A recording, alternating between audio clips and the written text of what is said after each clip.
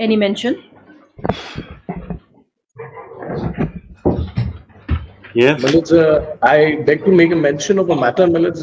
This was a matter that was moved, my lords, last week, and my lords had directed the matter after issuing notice. This is WPC number 148 of 2026. My lords would recollect this is the CGST matter, my lords.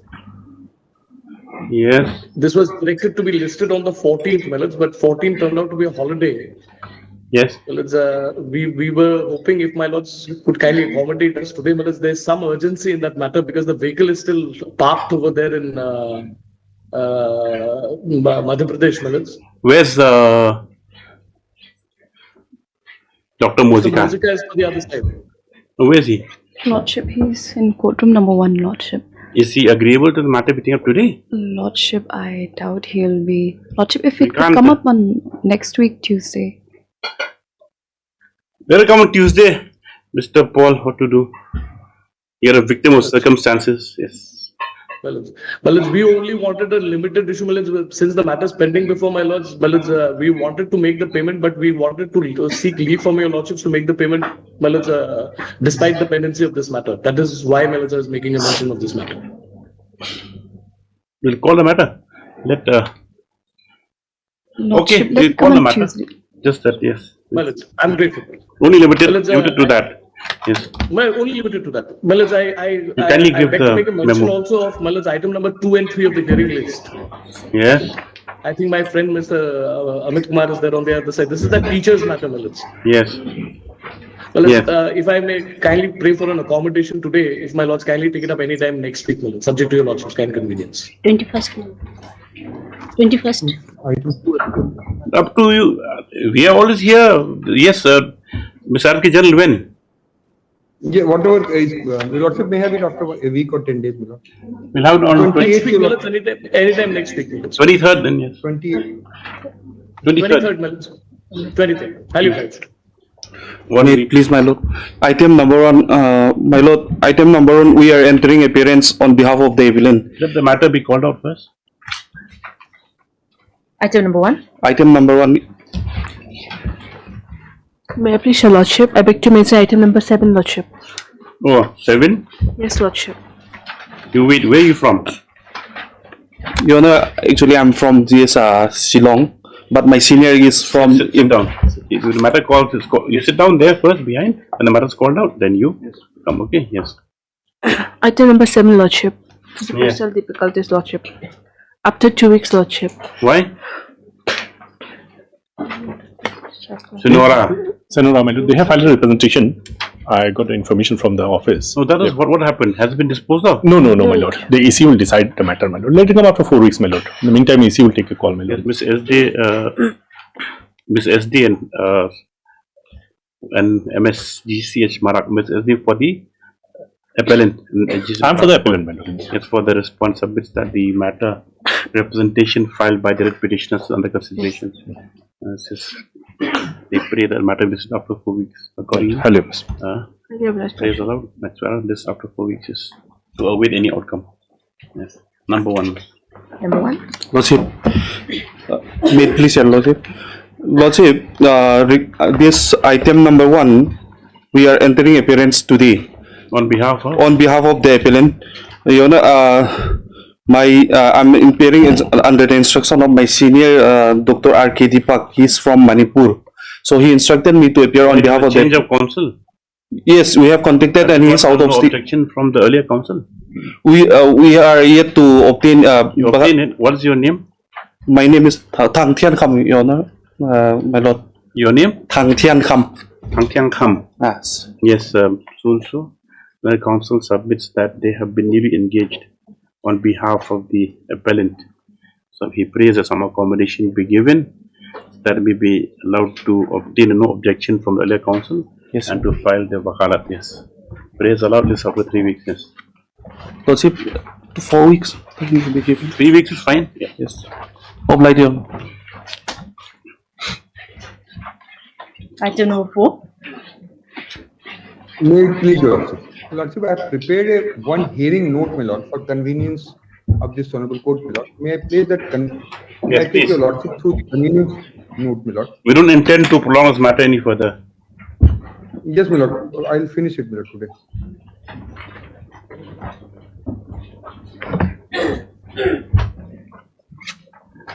Lordship, may have the convenience note, my lord. My colleague will place the so that I'll take your lordship through the convenience note, which is a self-contained note, my lord, and it contains all the points, my lord, which I wish to place before your lordship. So, my lord, your lordship can see there are two matters which are before your lordship. Read petition 402, my lord, that is item 4, and item 6 is, my lord, read petition 60 of 2024, my lord. In the top I have said, my lord. Now 402 of 2023, my lord, prayer in the challenge in this case in the tabular form, my lord, if your lordship will have it, impugned so-called notices under section 36, assessment order under 45, and demand notice, all made under Meghalaya value added tax, my lord. That Yes. is 402 of 2023, prayer at page 10, my lord. Yes. Then read petition 60 of 2024, Star Cement Mega, which was argued, my lord. The impugned assessment order is under section 45 under MVET Act 2003.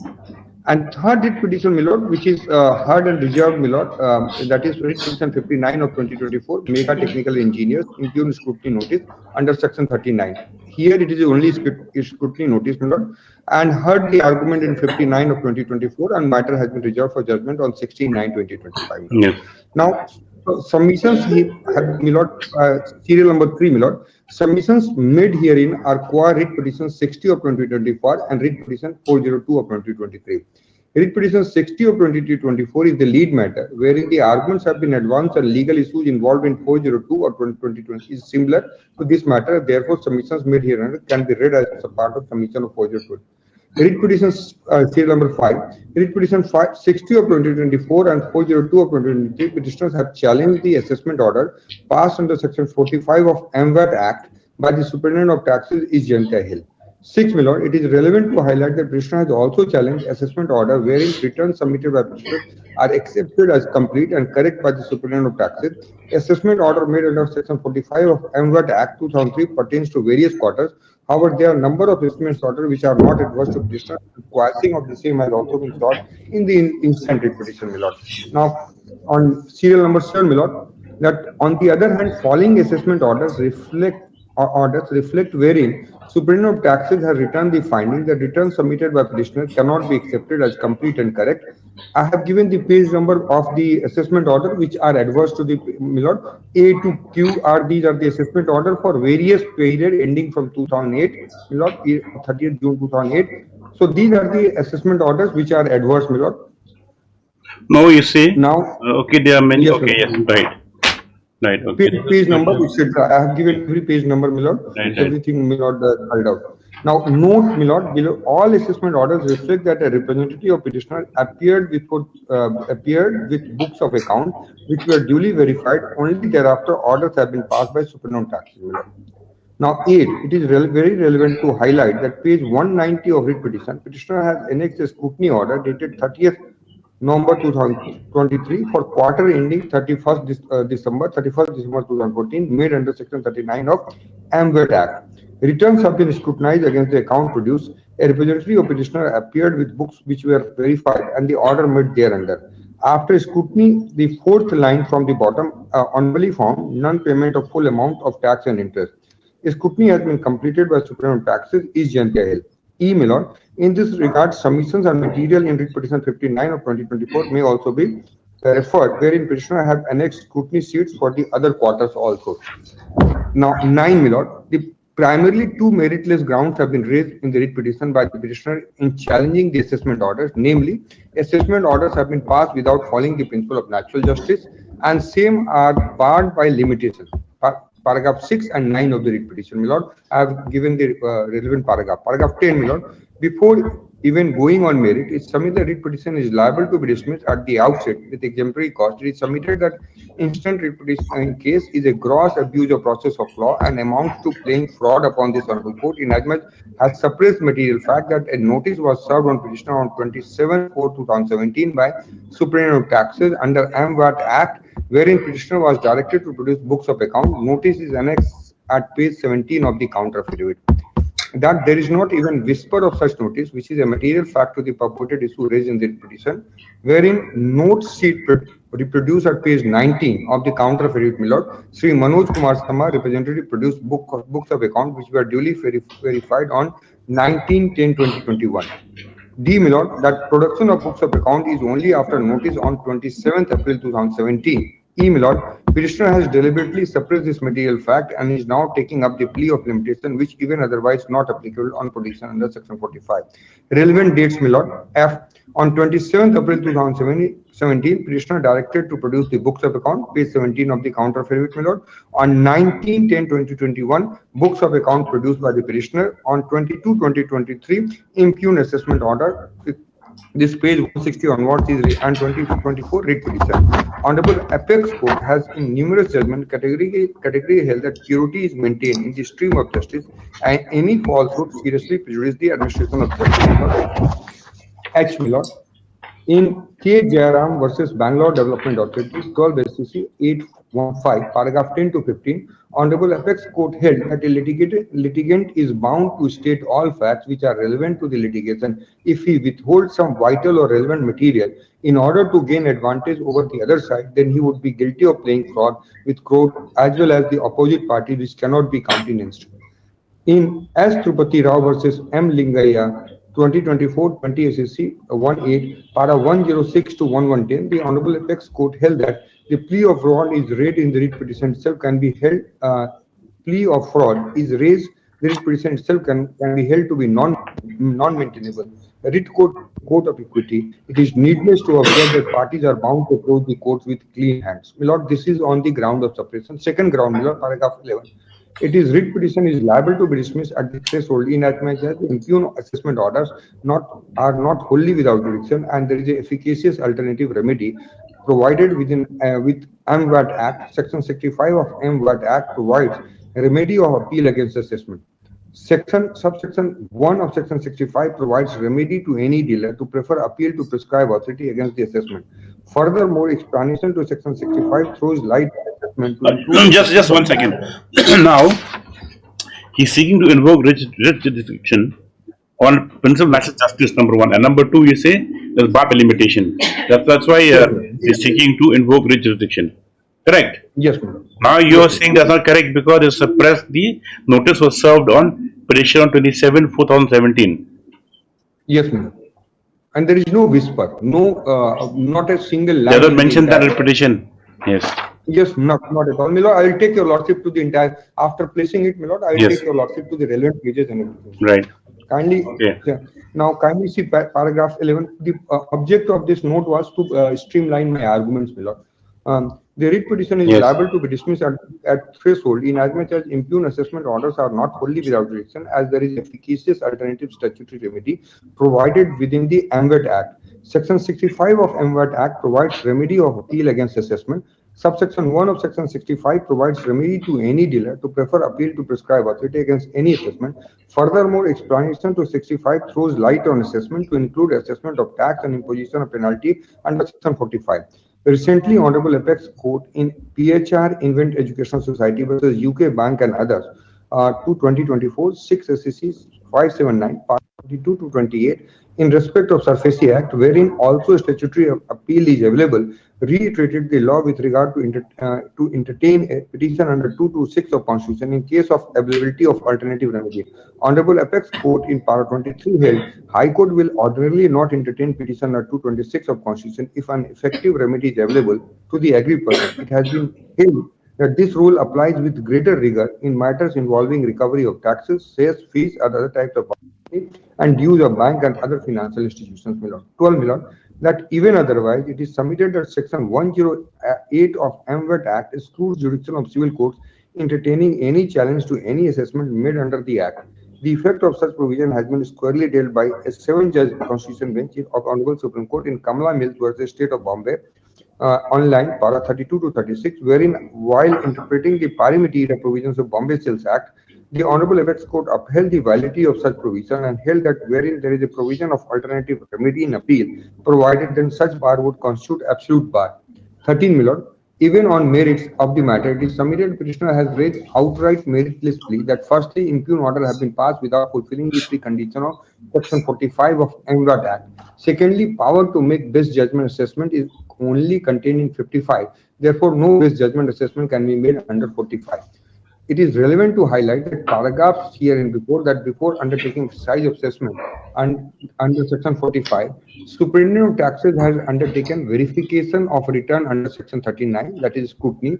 Only thereafter power under 45 too have been invoked. I'll place those power, my lord, that even otherwise the condition to invoke power under 45 are fulfilled in the instant case. For each of reference, relevant part of 45(1) and Section 45(2), both of which are applicable, are highlighted here and below. If no returns are published, my lord, kindly see if no returns are furnished by registered dealer in respect of any period, my lord, kindly mark this, any period, by the prescribed date, or my lord, the condition, or if the commissioner is not satisfied that the returns furnished are correct and complete, commissioner shall proceed in such manner as may be prescribed to assess the best of his judgment the amount of tax due from the dealer, and in making such assessment shall give the dealer a reasonable opportunity of being heard, and in case of failure of by registered dealer to furnish in respect of any period accompanied by receipt by a government treasury or State Bank of India as required under subsection 4 of Section 35 of prescribed date, commissioner may, if he is satisfied that default was without reasonable clause, during that dealer shall pay by a penalty in addition to amount of tax so assessed a sum not exceeding 1.5 times. Without the emphasis which I am placing is 45(1), which says any period,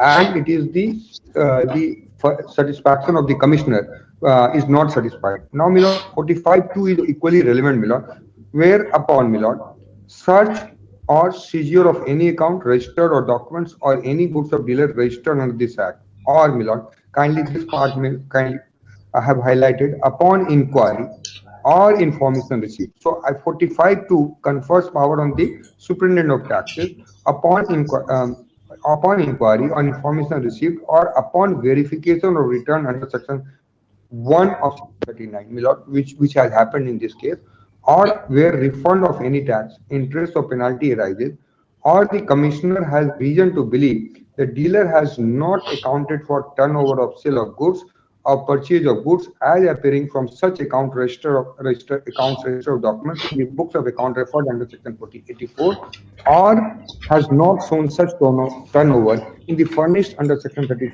respect of any period.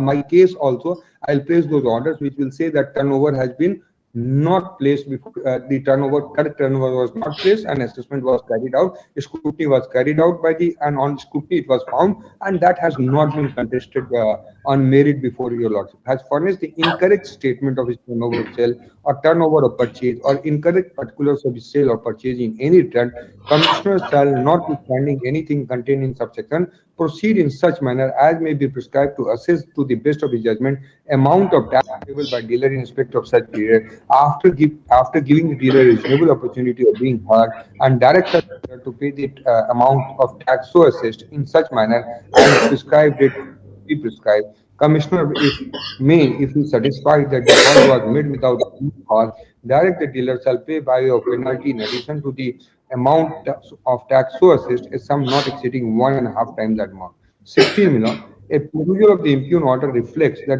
the returns submitted by petitioners have not been accepted on account of various reasons. Inter alia, gross turnover as per accounts produced by petitioner did not tally with returns submitted. Unit of petitioner has intentionally declared itself in return forms to conceal the actual tax liability collected, and as such petitioner was not able to clarify about mismatch between books of account and declaration of petitioner made under their returns. Milord, reference by way of page 189 of this petition and at page 193, Milord. 17. That therefore all conditions of Section 45 are met. Impugn orders themselves state themselves that they have been made under Section 45, which can be passed for any period and expression deliberately used by the legislature. Assessment order under 45 too have been made after verification of return under subsection 1 of 39, wherein also power is concerned officer Superintendent of Taxes to call for production of books of account. C. A bare perusal of assessment order reflects that Superintendent of Taxes has good reason to believe under Section 45(2) that petitioner/dealer has not accounted for turnover sale of goods. D. Even otherwise, Section 45(1) can be invoked wherein Superintendent of Taxes is not satisfied that returns furnished are correct and complete. 18. At this point, it is also equally relevant to highlight the delegation of power of the Commissioner in as much as void notification dated 16th April 2007. Power under Section 45 have been delegated to Superintendent of Taxes. However, there is no delegation of power under 55 to Superintendent of Taxes. We remain with the Commissioner of Taxes. There is no order under Section 65 of Commissioner of Taxes in the instant case. A plea of no delegation of power by petitioner is disingenuous and liable to be rejected. A copy of notification dated 16 April 2007 by Governor are annexed with and marked as Annex A. In the light of above, it is submitted Section 45 is squarely applicable and same is incorrectly invoked in the instant in case upon inquiry of assessment upon verification return under Section 1 of Section 39 of petitioner who has not accounted for turnover of sale of goods and also furnished incorrect statement of turnover of sale or turnover purchase.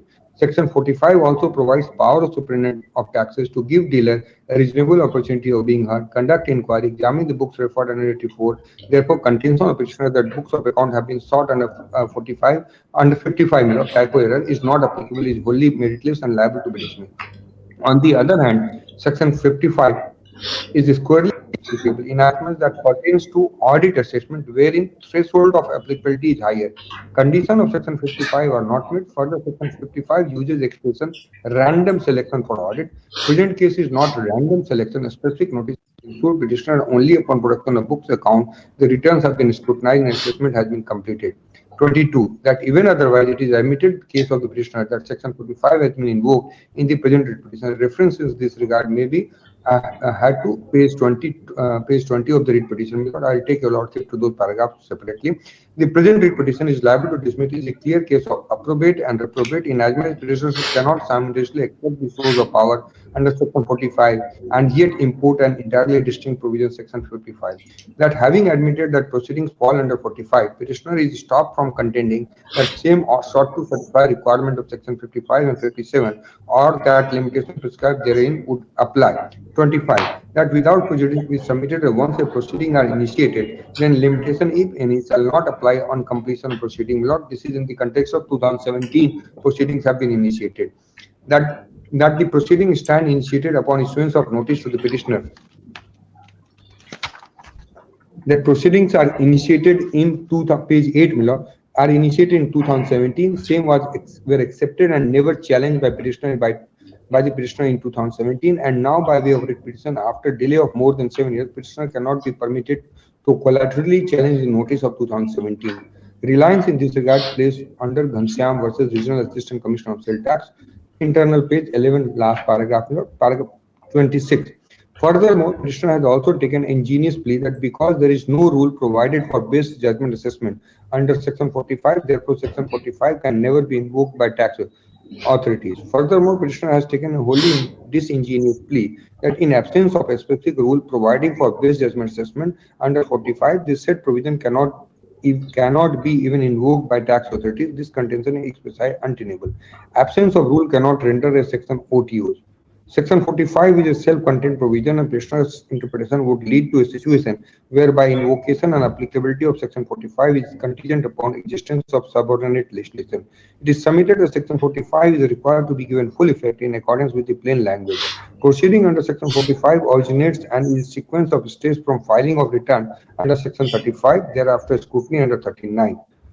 E. Milord, even otherwise, access to the best of his judgment under Section 45 stands satisfied inasmuch as authority rejected correctness of return and proceeded to determine tax liability based on available record. 28.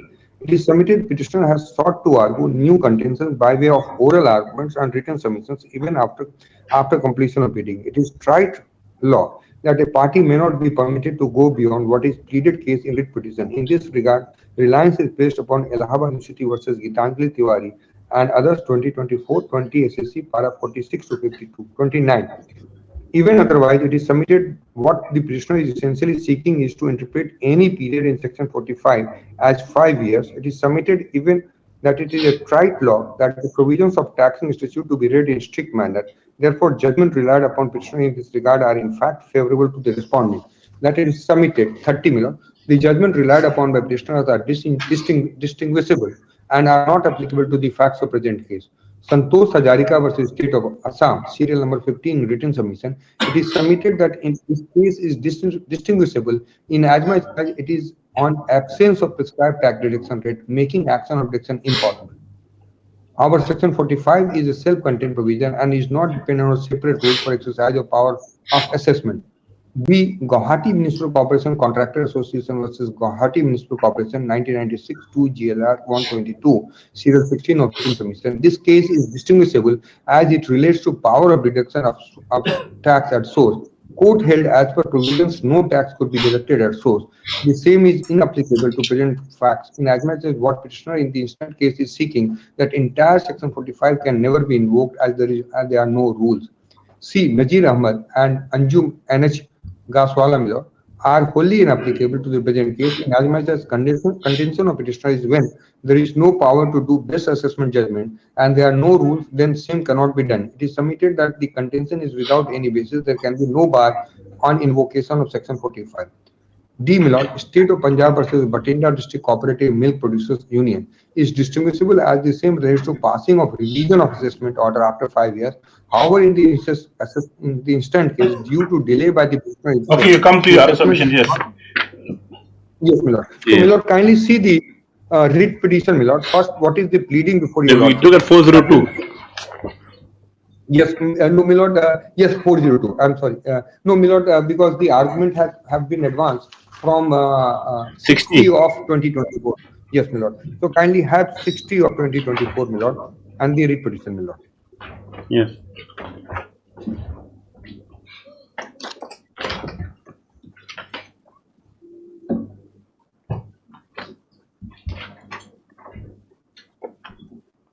Your Lordship, kindly come to page 10.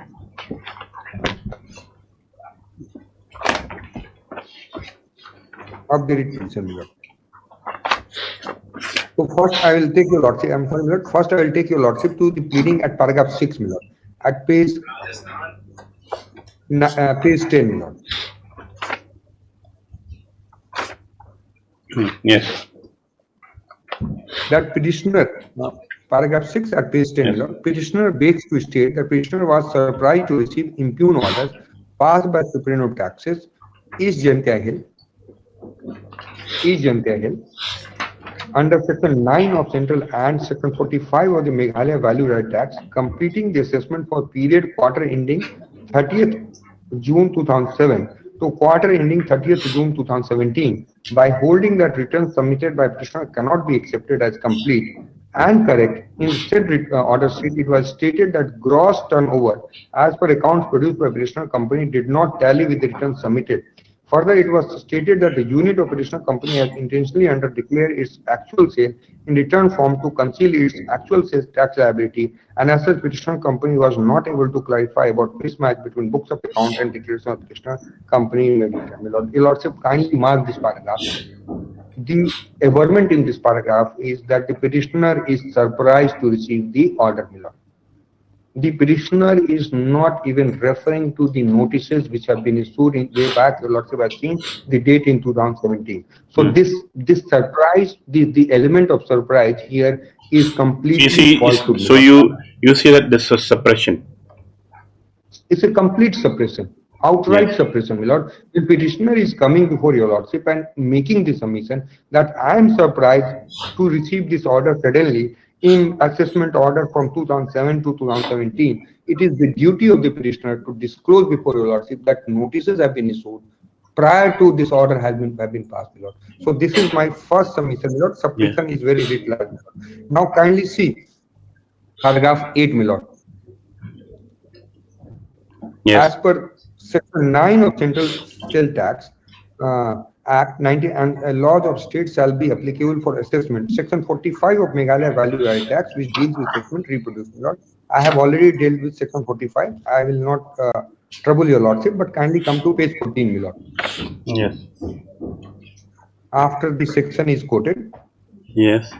From a plain reading of section 45 of the Meghalaya Value Added Tax, it is clear that the said power can be exercised if no returns are furnished by a registered dealer in respect of any period by prescribed date, or if the commissioner is not satisfied the return furnished are correct and complete. If the aforesaid preconditions are fulfilled, the commissioner may proceed in such manner as may be prescribed to assess to the best of his judgment amount of tax due from dealer, and making such shall give dealer a reasonable opportunity of being heard. In the present case, petitioner, so my lord, first part, my lord, the understanding of petitioner so far as section 45 is concerned, my lord. The understanding of petitioner pleaded here is that if the commissioner is not satisfied Yes. that returns furnished are correct and complete, the assessment can be carried out, my lord. That is what I try to infer, which is very clear from the very averment here, my lord. Now kindly come to page 15, my lord. In the present case, petitioner is a registered dealer, pays its taxes due and submitted all returns by the prescribed date, and thereby first precondition of 45 is not satisfied. Now, the lordship has kindly come back to 45.2 at paragraph page 13, my lord. Page 13, Yes. 45.2. Yes. Whereupon such It says, my lord, in such seizure of any account, register or document of any goods of dealer, or upon inquiry or information received upon verification of return under 35.6, my lord. So this is not the only condition, my lord, that once you file the return, because what is being referred is 35.1, my lord. If no returns are furnished, my lord, 45.1, if no returns are furnished by registered dealer. So Yes. the case of the registered dealer clearly falls under 45.2, my lord, but this two may not be required to be gone because there is a provision of appeal under section 65. But I am trying to show the case, pleaded case of the petitioner before your lordship. Kindly see page 15. In the present case, the petitioner is a registered dealer and paid his taxes due and submitted all returns by the prescribed date, and thereby the first precondition of section 45 of value added tax is not satisfied. The conditions of 45.2 are fully satisfied.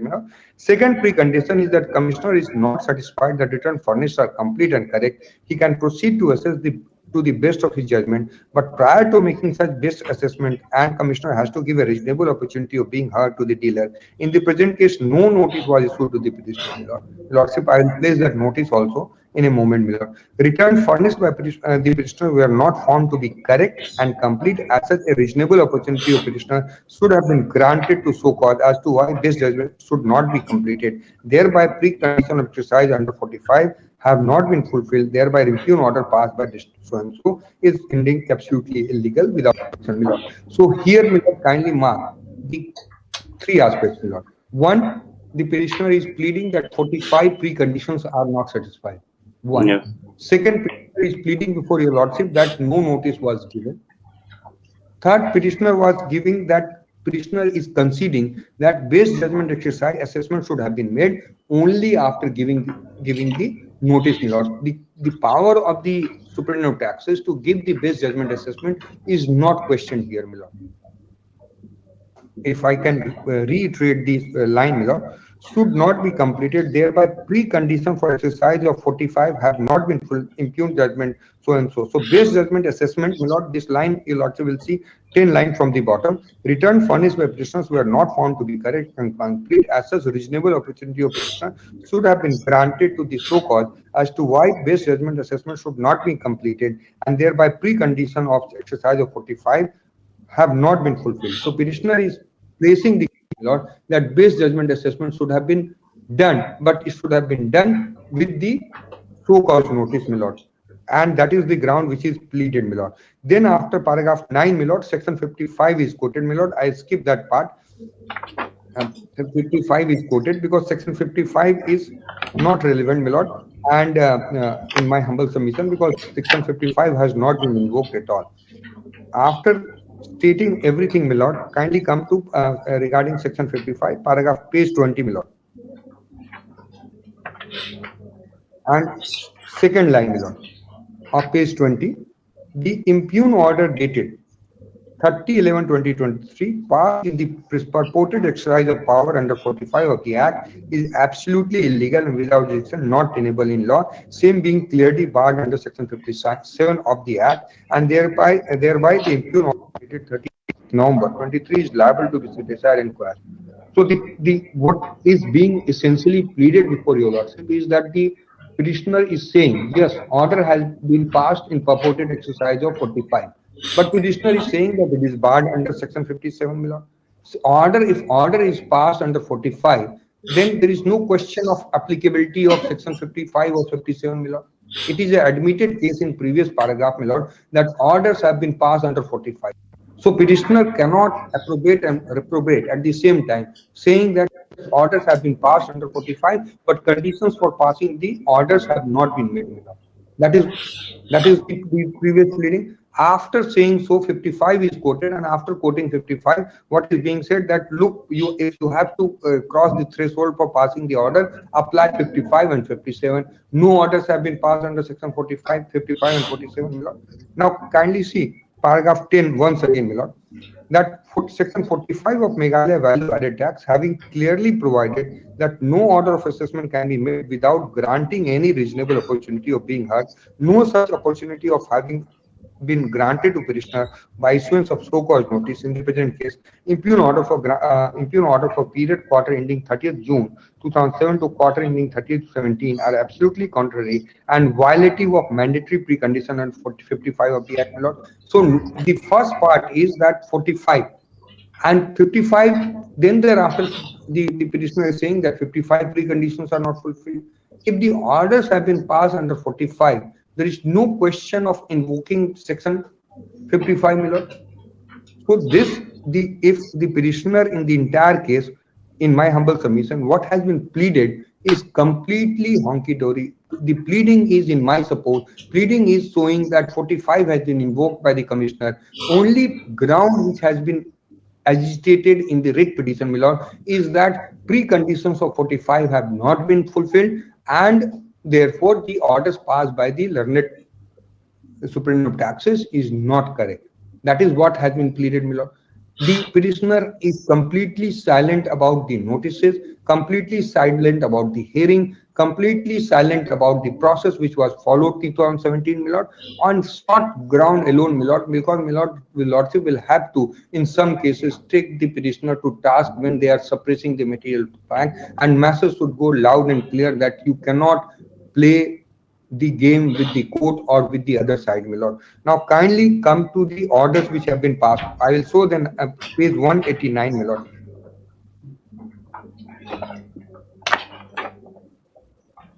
I'm not taking your lordship through all orders, but 2 orders which will be this period ending 30th September 14. Yes, this is page 189 of amended and 30th September 2014. Yes, my lord. That is the correct. I'm the same page, my lord. Now, your lordship will kindly see after underline assessment order 30th January 3 January 23, my lord. Sri Manoj Verma. If your lordship will kindly, lordship has the. You've seen that, yes. Yes, Sri Manoj Verma, representative, appeared with books of account which were duly verified. Yes. No averment, nothing in the writ petition, my lord. Dealt in manufacturing and sales and cement order.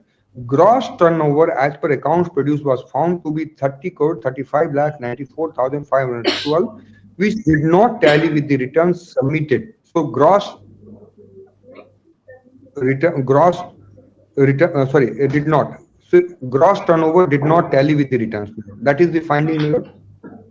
Sales and purchase were vouched for recorded in details of the above turnover. 24,43,48,552 was declared as a stock transfer, but as per F form, it was found that 30,22,75,000 so and so was declared as sale of furnished product, whereas as per account, it was found that 13,11,09,000 was covered by C form. Unit has under declared. My lord, kindly mark, under declared stock transfer and sale in returns of form. Hence, the return submitted cannot be accepted as complete and correct, and assessment is completed as under. Yes. So, Your Lordship, kindly see this is the exercise under 45.2, and this is a clear exercise under 35.2. No whisper on merit. No whisper on merit, my lord, whatsoever. Now, kindly see 191.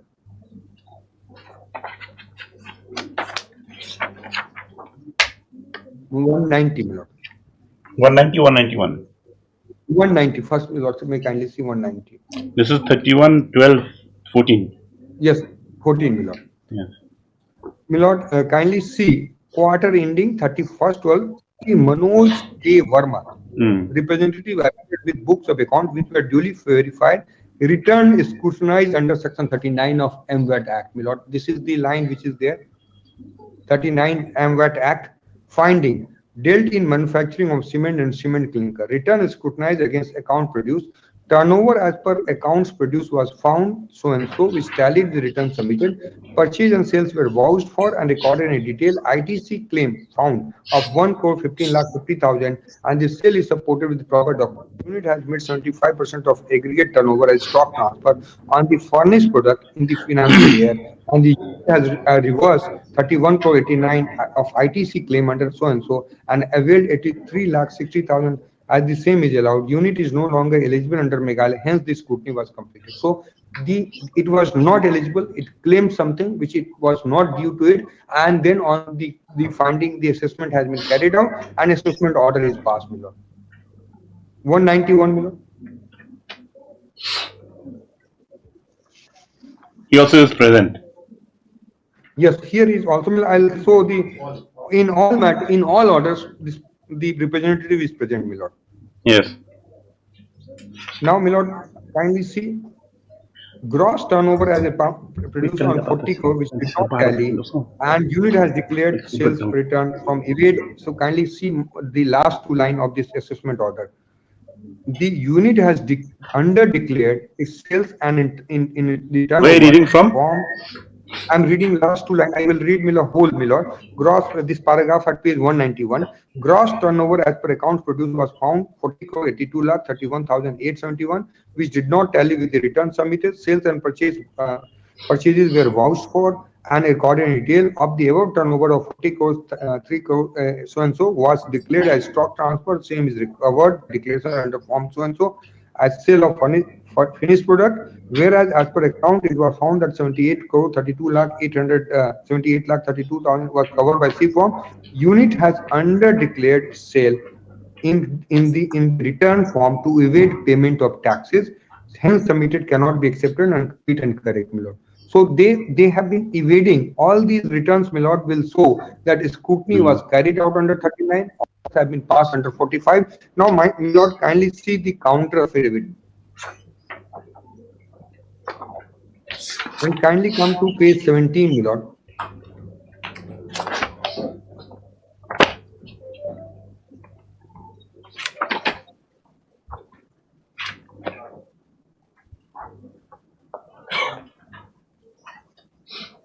And my lord, kindly see the typed copy at 17. To me, production of subject, my lord. This is dated 27th April 2017, my lord. This has never been challenged. 17, my lord. 17. Yes, the notice. 27/47. Yes, my lord. Now, this is a notice to Mega Technical and Engineers Private Limited, Lumsden.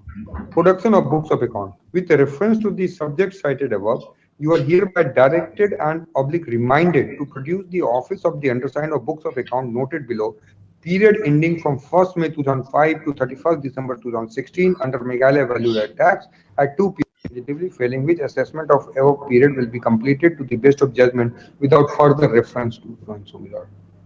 So this notice was issued to the SSC, the petitioners, on 27th April 2017. Why it was not placed before your lordship? Why it was not in the reply? What did they say? You annexed it as page. You've annexed it as. Okay, next one series. What did they say in the reply affidavit? They say that not relevant, my lord. Where is that reply? This is an you made a That statement in para 3. paragraph, yes, para 3, my lord.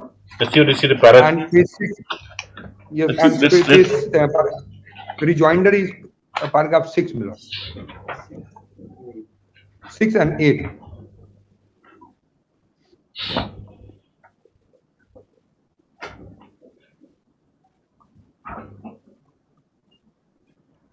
And it says, my lord, that it is so and so, no reason, why it is not stated, what is the reason, why Then it again, has yes. not been disclosed. They show that Yes, my lord. section 45 value added. You just come to 6 lines from the bottom. Section Yes, my 45, lord. nor any Section notice 45. issued. Yes, yes. Not any notice issued to the petitioner. Before completion of such assessment in terms of section 45 of the Act. Again, suppression, my lord. The petitioner who comes to the honorable court, my lord, with unclean hand has to be dealt strictly, my lord. There is no defense whatsoever.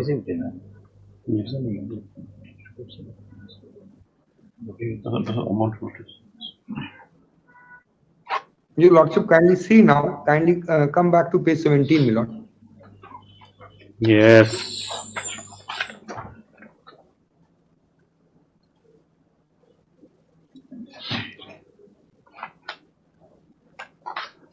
Production of books of account, my lord, and my contentions or my submissions are twofold, my lord. One, first, this is a notice which was given to the SAC to produce the books of account. This notice has never been challenged, saying that it is barred by 5 years limitation under 55. You are carrying audit under section 55 of the MVAT Act. Writ petition is filed in 23 and 24, my lord. Only when the exercise is completed. Had the exercise been in favor of the petitioner, they would not have challenged it, my lord. When exercise went against them and they delayed in production of account. 17, my lord, kindly see that next page I will also show, my lord. Page 19, my lord. The dealer has paid, my lord, page 19, and I think typed copy is on the next page, my lord. But signature, etc. is there. Sri Manoj Kumar Verma, representative, produced books of account were duly verified on 19/10/2021, my lord. Kindly see the date also. Return next 23. Return scrutinized under section 39 of MVAT Act. Anomaly found recorded in SR sheet issue notice in form 26, my lord. These are the orders passed time to time, my lord, and this has been completely suppressed. And no explanation whatsoever. If you are approaching the writ court, you are bound in duty. Place all the facts, take the jurisdictional issue. But if you suppress, you have to suffer for trying to mislead this honorable court and the other side. And that, my lord, for that I rely on 2 judgments, which I have referred. Kindly see the judgment, my lord. First judgment is, my lord, 2020-12 12 SEC 815.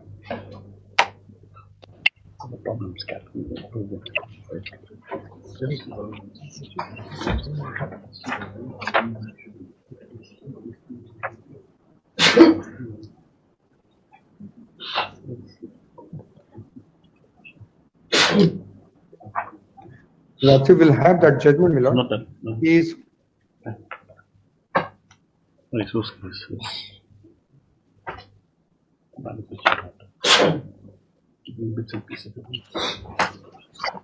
paragraph 10, my lord.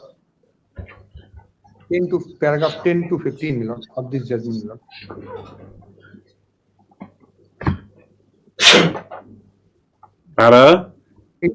Paragraph 10 to 15.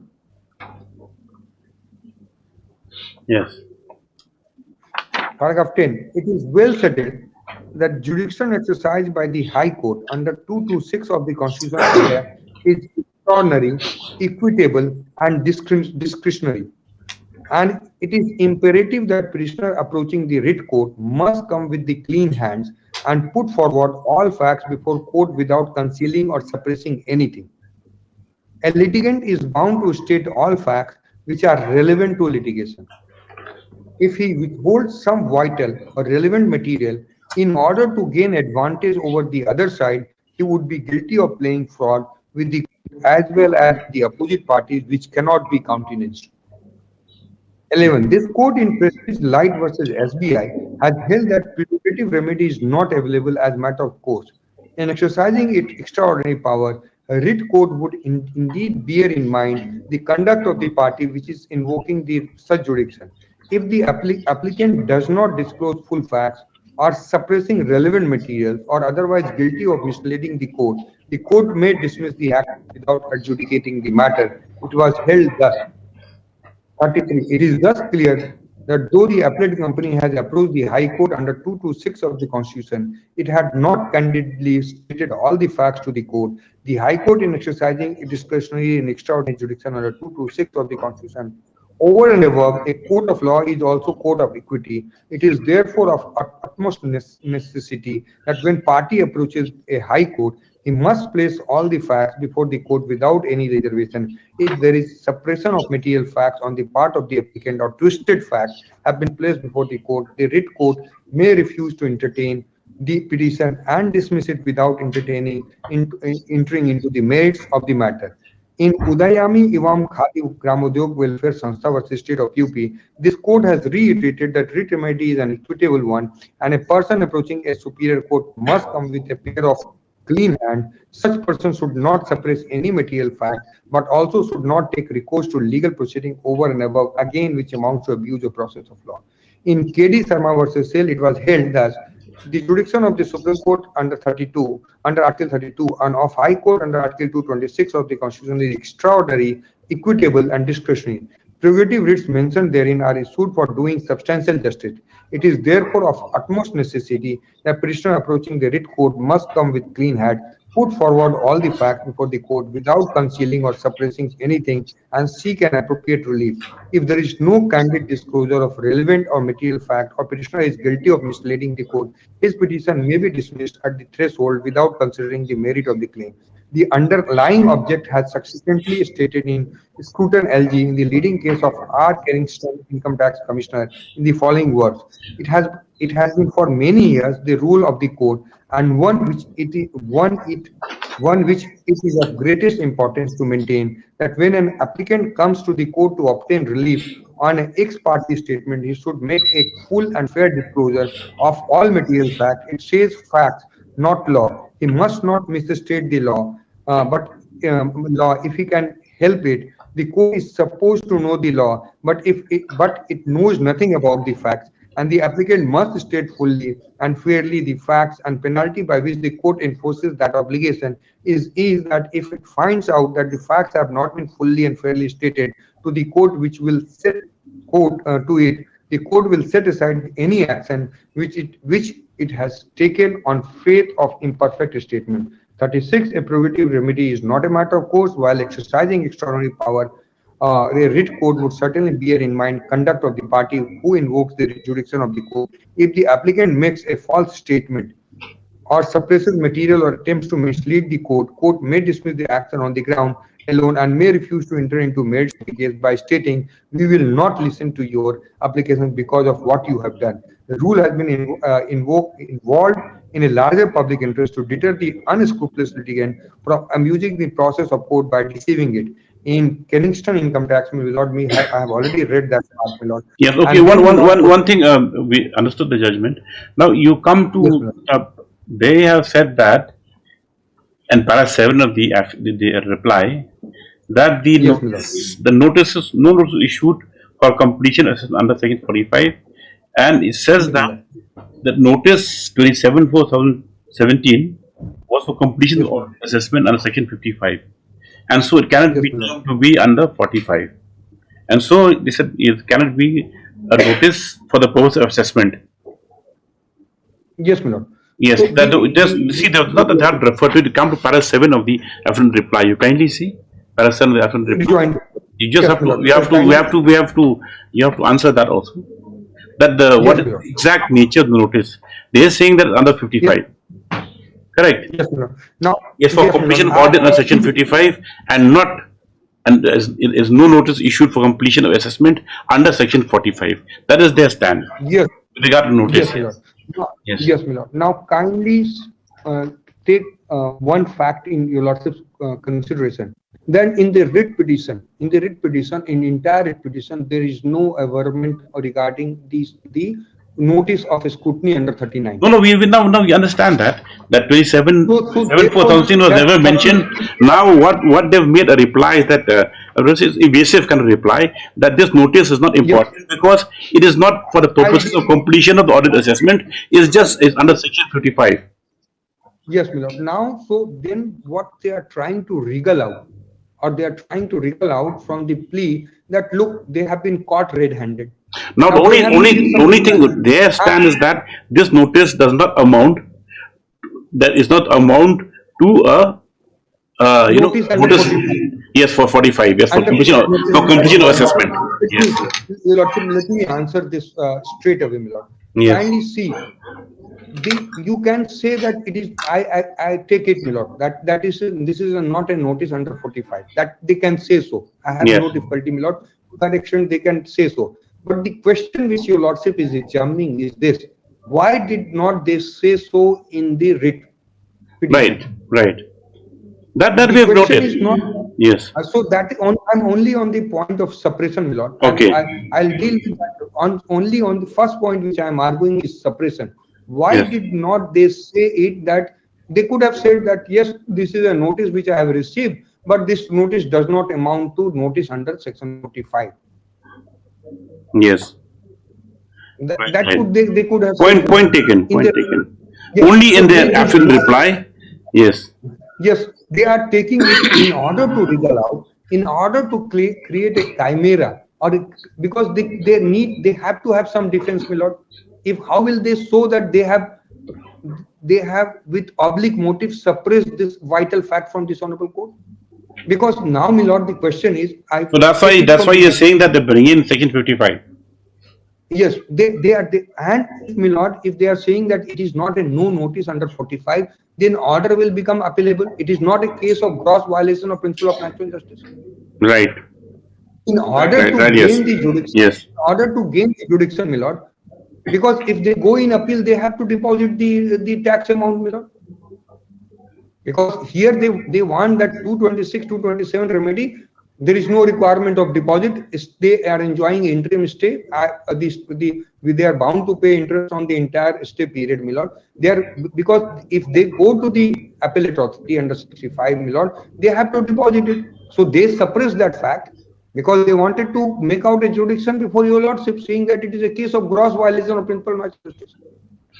Whether it is under 45 or not, that decision could have been taken by the appellate authority under section 65.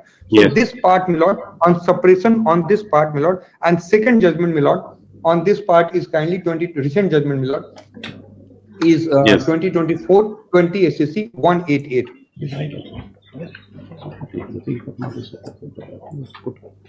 Yes.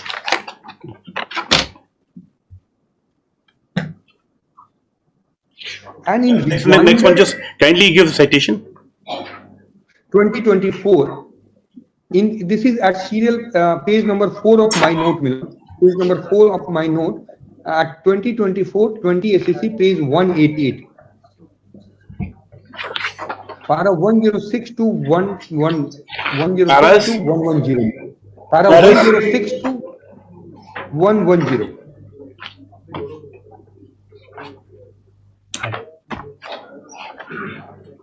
Tirupati Rao versus M. Lingamaya. Lordship has paragraph 106 at page 235 of the judgment.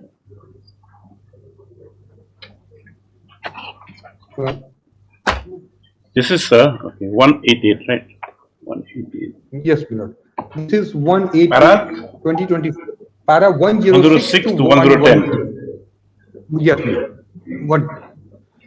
Having answered the two legal issues. One second. 106 at page 235, my lord. Yes. Having answered the two legal issues and before recording our conclusion, we cannot resist reflecting on the point of fraud having initiated the proceeding.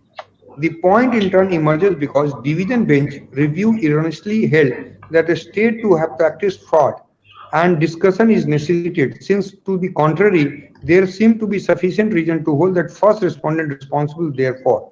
Writ petition in the form, the writ petition in the form, the same had been presented by the first respondent. Thus, evidence clear suppression of material fact bordering on a fraud on court and having the potential to render it not maintainable. But to this too, there is a caveat. This question, though quite fundamental in nature, does not appear to have been argued by the appellant before the High Court and also before us. Thus, the argument on the issue of maintainability of writ petition not having been advanced before us by the parties of whatever we observe and record here is merely an indication of the direction our decision would have taken if such points were raised or argued. We may not be misunderstood having decided a point without calling upon the parties to address on it. 107. The effect of suppression of a material fact on maintainability of a writ petition is too well known.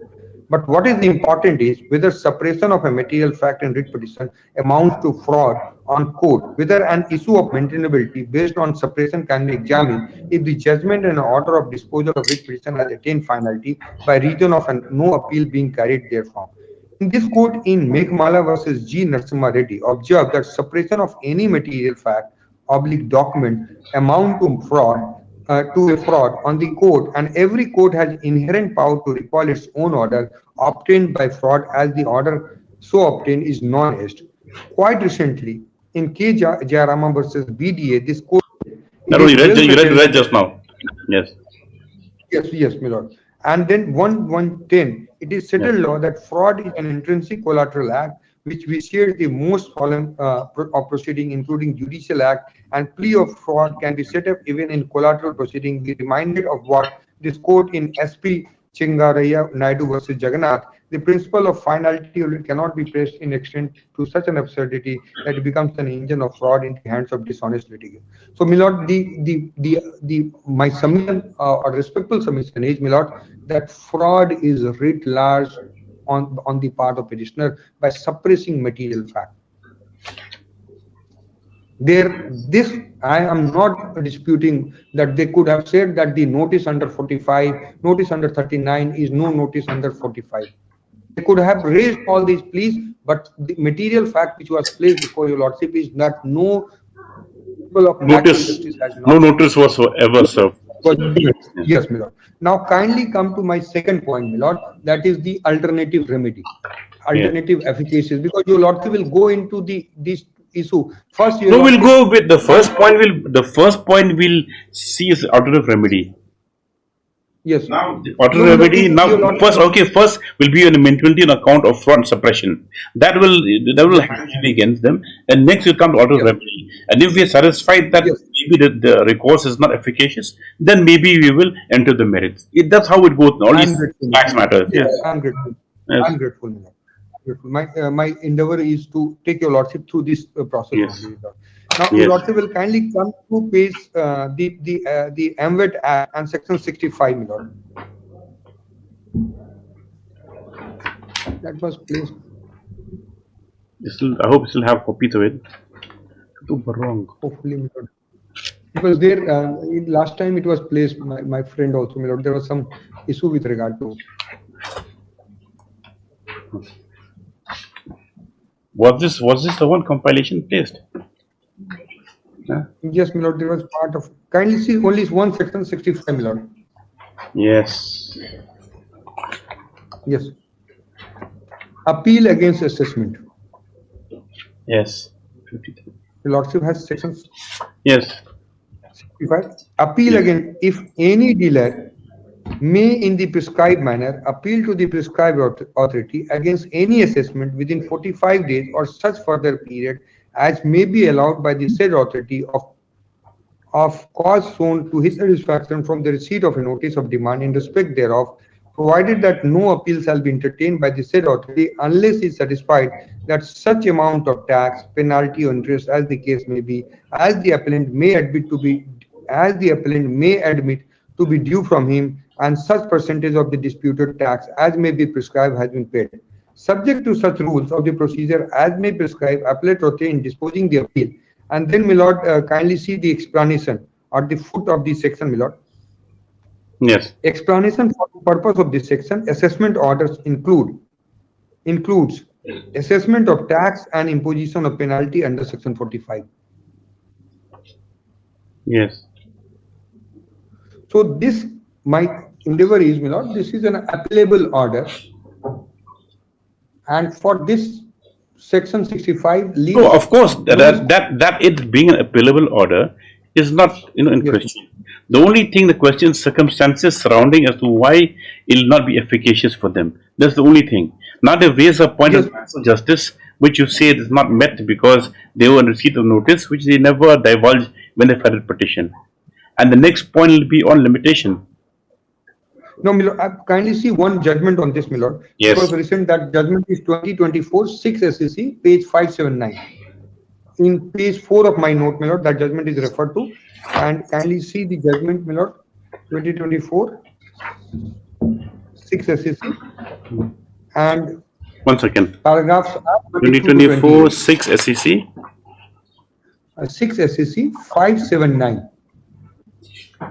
Paragraphs. Paragraph 22 to 28.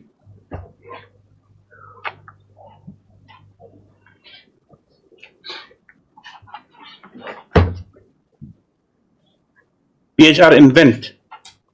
Yes, PHR Invent Educational Society versus UCO Bank. The paragraph 22. The law with regard to entertaining a petition under section 226 of the Constitution. Yes. The law with regard to entertaining a petition under section 226 of the Constitution in case of availability of alternative remedy is well settled. In Satvati Tandon, this court observed thus: unfortunately, High Court overlooked the settled law that High Court will ordinarily not entertain in 226 of the Constitution if effective remedy is available to aggrieved person, and that rule applies with greater rigor in matters involving recovery of taxes, cess, fees, and other types of public money and dues of bank and other financial institutions. In our view, while dealing with petition involving challenge to the action taken for recovery of public dues, High Court must keep in mind that legislations enacted by Parliament and state legislature for recovery of such dues are a code unto themselves, inasmuch as not only contain comprehensive procedures for recovery of dues, but also envisages the constitution of quasi-judicial bodies for redressal of grievances against of any aggrieved person. Therefore, in all such cases, High Court must insist that before availing remedy under 226 of the Constitution, a person must examine the remedies available under the relevant statute. 44. While expressing the aforesaid view, we are conscious that a power conferred on the High Court under 226 of the Constitution to issue to any person or authority, including appropriate cases, any government directions, order, writ including 5 prerogative for enforcement of any right conferred by Part 3 or any other purpose are very wide, and there is no express limitation on exercise of that power. But at the same time, we cannot be oblivious of the rule of self-imposed restraint involved by this court, which every High Court is bound to keep in view while exercising power under Article 226 of the Constitution of India. 45. It is true that rule of exhaustion of order is a rule of discretion, not of compulsion, but it's difficult to fathom any reason why High Court should entertain a writ petition filed under 226 of the Constitution and pass interim order, ignoring the fact that prisoner can avail effective alternative remedy by filing application, appeal, revision, etc., and particular legislation contain a detailed mechanism for redressal of his grievance. 23. It could thus be seen, Court has clearly held that the High Court will ordinarily not entertain petition under 226 of the Constitution if an effective remedy is available to the aggrieved person. It has been held that rule applies to greater influence or taxes, etc. And root, we kindly see rigor matter, rule applies to the greater rigor in matters involving recovery of taxes. Look at the digested other judgments also, State Bank, Travanco. Yes. And this, Milord, 24, Milord, the view has been taken, followed in Agrawal Telecom versus Punjab National Bank. 25, In State Bank of Toronto versus Matthew Casey, this court was considering the appeal against interim order passed by High Court in a writ under 226 in Surfacy Act, proceeding so and so, considering the various judgments rendered by this court, court observed, writ court ought not to have entertained an interim orders granted mere asking so and so, my lord, opinion. Now 26, my lord, same position was again reiterated in Phoenix versus ARC versus Visbharti Vidya Mandir, again in 27, again in Varima OB Reddy versus so and so, after referring to earlier judgment, court observed the tribunal under Surfacy Act. 28, my lord, it could thus be seen that this court has strongly deprecated the practice of entertaining writ petition in such matters. 29, recently in Seller LLP, after surveying various judgments, this court observed more than a decade back, the court has expressed serious concern despite repeated pronouncement High Court ignoring so and so, my lord. And 30, it can be thus seen that more a settled law that such matters are not entertained, my lord. So my submission is, my lord, based on the 65, there is the alternative remedy. The statute is the self-contained code, and this judgment, my lord, of the Honorable Supreme Court says that in tax matters, the greater rigor should be applied invoking. I am not saying that this Honorable Court has no power to invoke 226. I am saying that it is a self-imposed restraint by this Honorable Court in light of certain settled principle which your Lordship has been following in exercising the power of this, my lord. One judgment, my lord, is an old judgment, though it's in different context, but it is arising from the sale tax only, my lord. It's a 7 judges constitution bench judgment, where the issue was, my lord, that whether the proceeding under the civil code is maintainable or not. This is a proceeding in the nature of civil proceeding only, my lord. Only briefly, my lord, one paragraph I will read, my lord. This is a citation is Kamala Mills Limited versus State of Bombay, 1965, SEC online.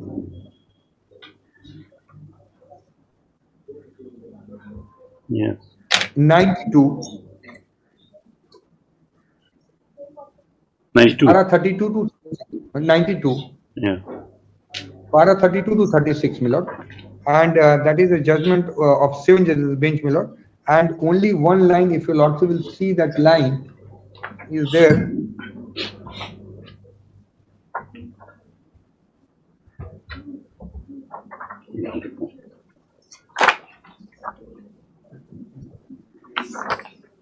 $33, my lord.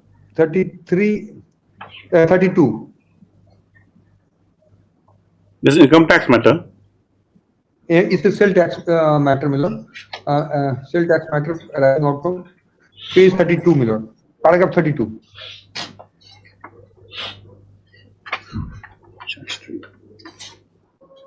Yes. Yes, my lord. I'm sorry. Yes. I am sorry. 1 minute, my lord. I just lost my. Yes, my lord. There is one more aspect of the matter which must be considered before we finally determine the question as to whether Section 20 excludes the jurisdiction of civil court entertaining the proceeding. Now, the similar provision is there in the form of Section 108 of Meghalaya MVAT Act. Similar identical provision is there in 108, my lord. Whenever it is asked before a civil court that it is jurisdiction is excluded either expressly or by necessity implicant to maintain the claim of civil nature, court naturally feels inclined to consider whether remedy afforded by alternative provision prescribed by special is sufficient or adequate. In cases where the exclusion of civil court jurisdiction is specially provided for, the consideration as to the scheme of the statute in question and the adequacy of sufficiency of the remedies provided for by it may relevant but cannot be decisive. But where the exclusion is pleaded as a matter of necessary implication, such consideration would be very important and conceivable circumstances might even become decisive. If it appears that the statute creates a special right or liability and provides for determination of right and liability to be dealt by a tribunal and especially constituted in that behalf, it further lays down all questions about the said right and liability shall be determined by the tribunal so constituted. It becomes pertinent to inquire whether remedies normally associated with action in civil courts are prescribed by the said statute or not. The relevance of this inquiry, except by Privy Council in dealing in Section 67 of Income Tax in Releggia investment, and it is test which is usually applied in all civil court. 33. In the present case, the applicant wants to relief of refund of taxes, which is alleged to have been illegally recovered from it by respondent on the ground on which that said relief is claimed is that at the time when tax was recovered, applicant was under mistake of belief. According to the applicant, even the respondent might have been laboring under same mistake of fact, etc. My lord, 34.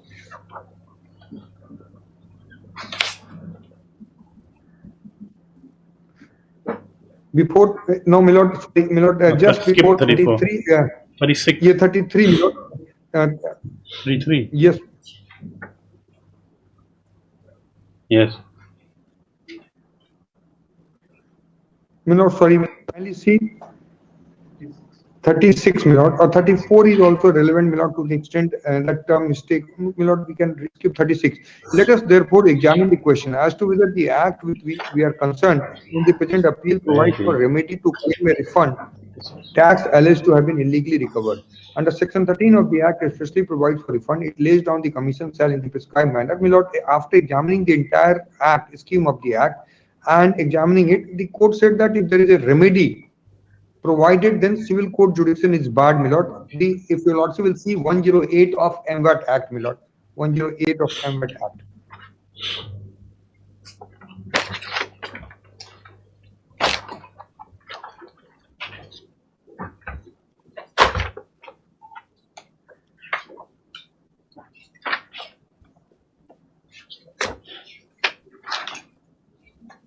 Barred to proceedings in civil courts, my lord.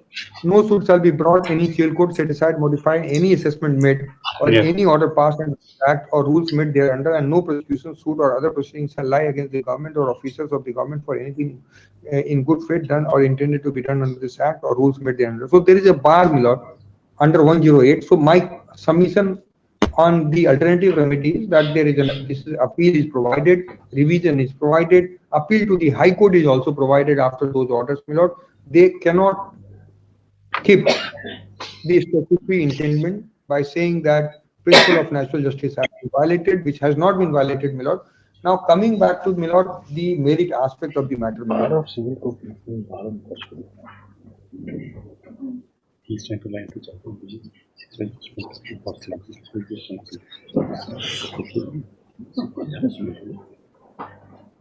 My endeavor is only limited. Yes. My endeavor is limited, and what I'm saying is that this court has the jurisdiction to entertain the writ petition. There is no doubt. My endeavor is, my lord, under 108, if all there is the legislative intent that you will not entertain the proceedings in this way, and civil court will not. So that will have some. So the only thing for a bearing writ on- petitioner was to satisfy this court that circumstances Yes. was such that there is no efficacious remedy. Yes. That Yes, the my lord. cases put And forward in the case or the of- action of the assessing authorities go beyond the scope of the act, or the action is vitiated by violation of natural justice. Now, if your submission is that they're trying to beat limitation and trying to beat the payment of the requisite amount to prefer an appeal, that's why they come with a petition. And the thing is that they have the very fact that so natural justice will fail their plea because they've already been served a notice, notwithstanding the fact it might be under 45 or it might be in 55. That is immaterial. That is your case, right? Yes. That is my case. What I want to add also, my lord, that in the tax matters, your lordship has seen the consistent judgment. On the tax matters, your lordships have maintained the judicial restraint in entertaining the petition, where they said that it is a non-judicial gross violation, etc. Those matters also, your lordship have always relegated the parties to the alternative efficacious remedy. Now coming back to the merit of the matter, my lord, kindly see section 45. Yes. 13, may not kindly see the scheme of the act itself. That will be 35, may not kindly see section 35 first. 1 second.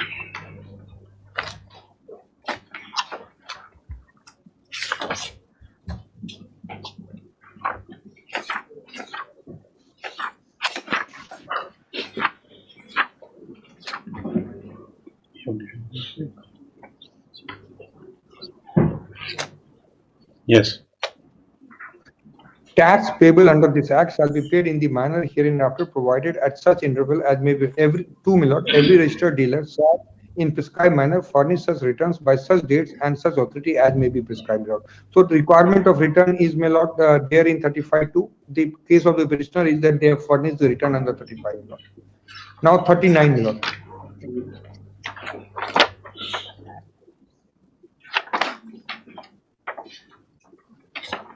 Each and every return in relation to any tax period. Yes. Each and every return in relation to any tax period furnished by registered dealer to whom notice has been issued by the commissioner under section 35 shall be subject to scrutiny by assessing authority to verify the correctness of calculation, application of correct date of tax and interest and input tax credit, claim therein, and full payment of tax and interest payable to the dealer during such period. So the power of scrutiny is there under 39(1). Yes. So that's been carried out, my lord. And then your lordship will kindly come to 45.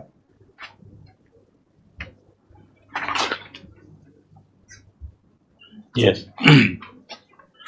Now, I'll read 45 slowly, my lord. It says if no returns are furnished by registered dealer in respect of any period. So this part is not applicable, my lord, by the prescribed date. My lord, this part is not applicable. 45(1). If no returns are furnished by registered dealer in respect of any period by the prescribed date. This part is, or if the commissioner is not satisfied that returns furnished are correct and complete, the commissioner shall proceed in such manner as may be prescribed to assess to the best of his judgment the amount of tax due from dealer, and making such assessment shall give a dealer a reasonable opportunity of being heard, and in case of failure by registered dealer to furnish in respect of any period. Now, my kindly mark, and in case of a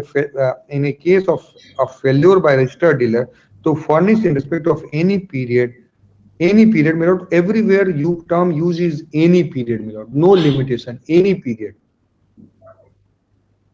Yes. Any period, a return accompanied by receipt from government treasury or state bank or any so and so as required under 45 by prescribed, commissioner may, if he satisfied that default was made without reasonable cause, direct the dealer to shall pay by a penalty in addition to amount of tax so assist a sum not exceeding 1.5 times part of the penalty, not 2 million, 45, kindly see this.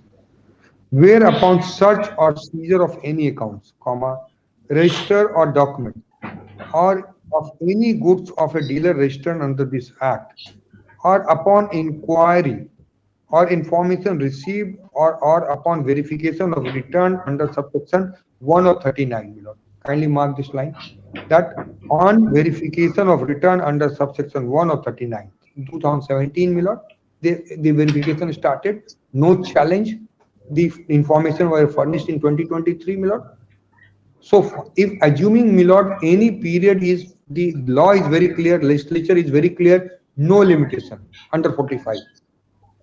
But even assuming, I argue against myself, period of 5 years is being read proceedings initiated in 2017, my lord. Yes. 23 order was passed, my lord. Throughout from 17 to 23, there is no challenge. Even 5 years, if they are reading, my lord, from prior to 2017 to last 5 years will be, my lord, 12. 5 years, if it is read from 12 onwards, so even in for any period, if it can't be read, my lord, because wherever legislature wanted to prescribe the limitation, it has said so, like 55. In 45, there is no such provision. And your lordship has seen that or upon, it says on verification of 45(2), on verification of the records under 39(1). Subsection, I read, upon verification of return under subsection 1 of 39. So this process was followed, my lord. This process was followed. Now 55, if my lord kindly see 55, on which emphasis has been led by learned senior counsel, my lord.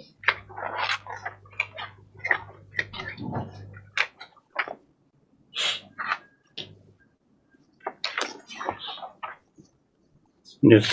Audit assessment, my lord. Audit assessment, yes. Yes, where a registered dealer has failed to furnish any return under subsection 1 of 35 in respect of any period. So 55 is not there. Yes. B, a registered dealer is selected for audit assessment by the commissioner on the basis of any criteria or random basis, where orders are passed all by Supreme Taxes. There is no order saying that I am doing it randomly. Yes. The department has checked all the asked for at page 17 of my counter affidavit. Your lordship has seen we have asked for the returns filed by them for the entire period. No random. Yes. And then commissioner is not satisfied with correctness of any return under 35 or bona fide any claim, exemption, reduction, input, genuineness of declaration, evidence in support thereof, my lord. 39(1) exercise has been carried out. So C is also not applicable. And D, commissioner has reason to believe that scrutiny in case necessary may withstanding may have already been assessed under 54. Here the assessment under 45. And then it talks about, my lord, limitation. That is 57, my lord. No assessment under section 55 or 56 shall be made after expiry of 5 years from the end of the tax period to which assessment relates, my lord. So if all these requirements of 55 are applied, I concede that 5 years is a limitation period. But your lordship has seen that notice was issued, representative was heard, my lord. In each and every order, the presence of representative is there. Did they argue before your lordship in the writ that, look, my representative was present and I was not heard before passing the 45 order? In the writ petition, they are not saying that. Kindly see the order once again, my lord. Order. It was okay. On page 190. Yes. They have not, this not their case, my lord. It's their case. I am covered under 55. 5 years is gone. Therefore, I need an audit assessment because my books have been verified. This is what they have, if I have understood and I have gone through the written argument, this is the argument. And some of the arguments go, kindly see the order, my lord, page 190, 189.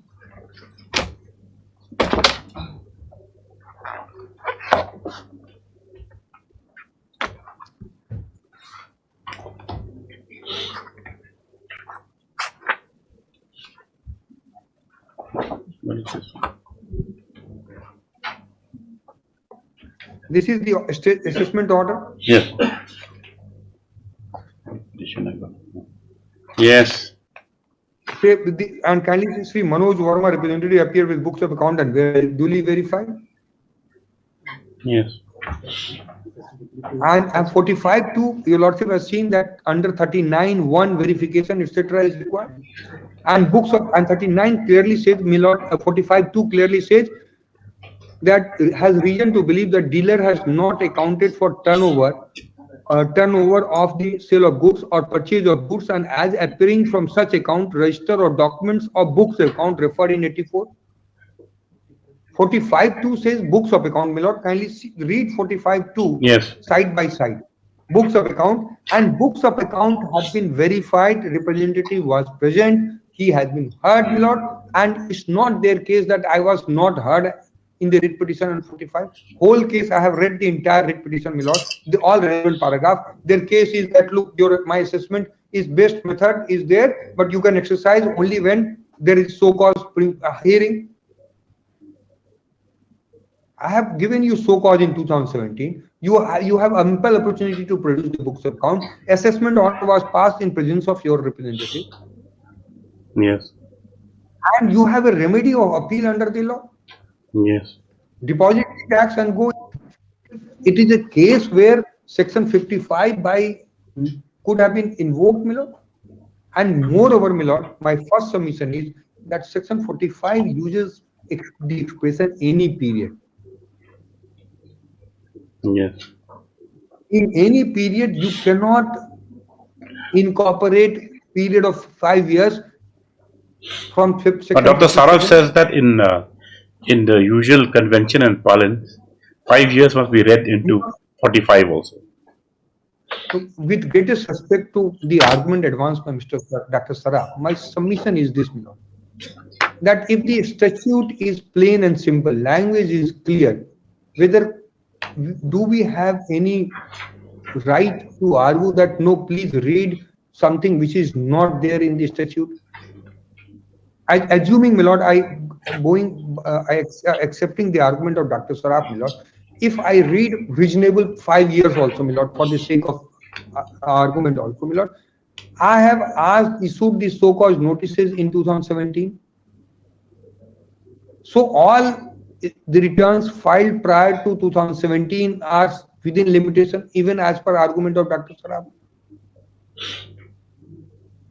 Your Lordship has seen 2014 assessments. Those orders your Lordship has seen 2014 orders, 189, 90. Yeah, right. They are all within 5 years of limitation. Yes.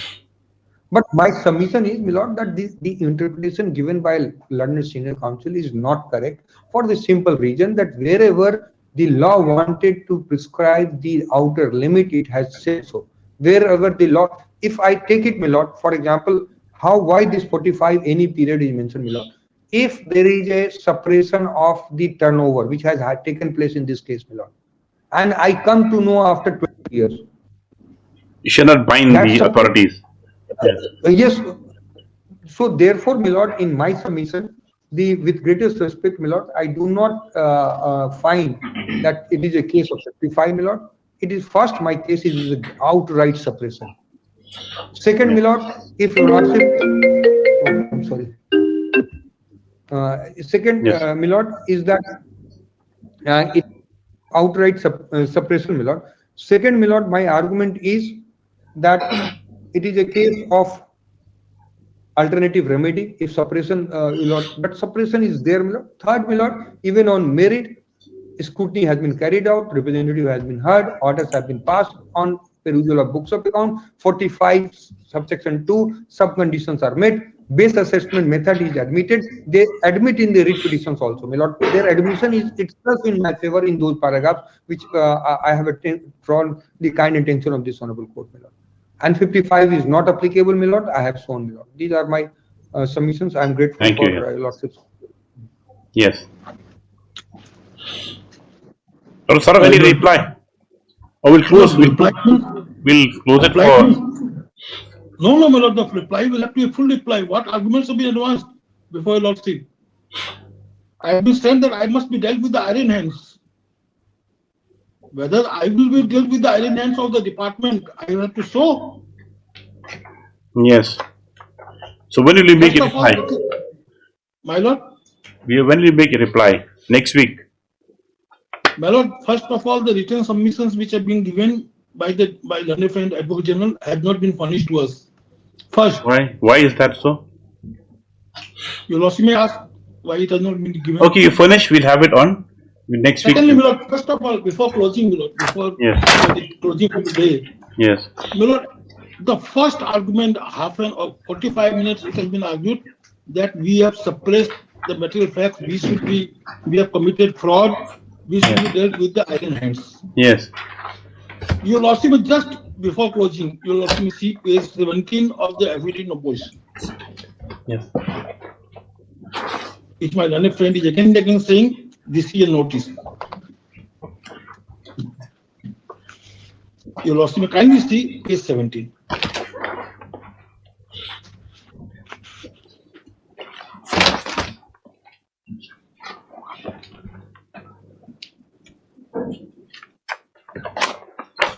Lordship is aware suppression of the material facts.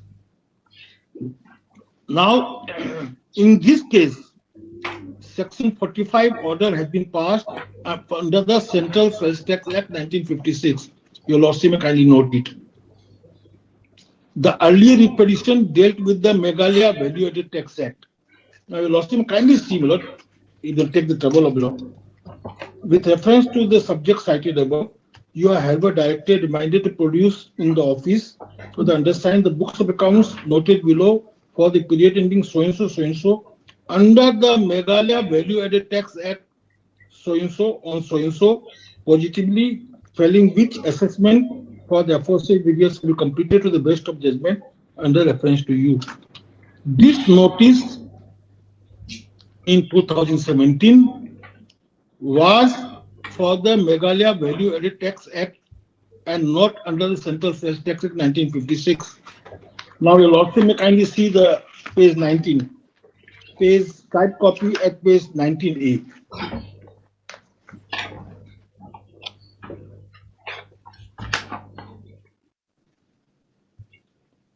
Has your lordship got it, brother? Yes.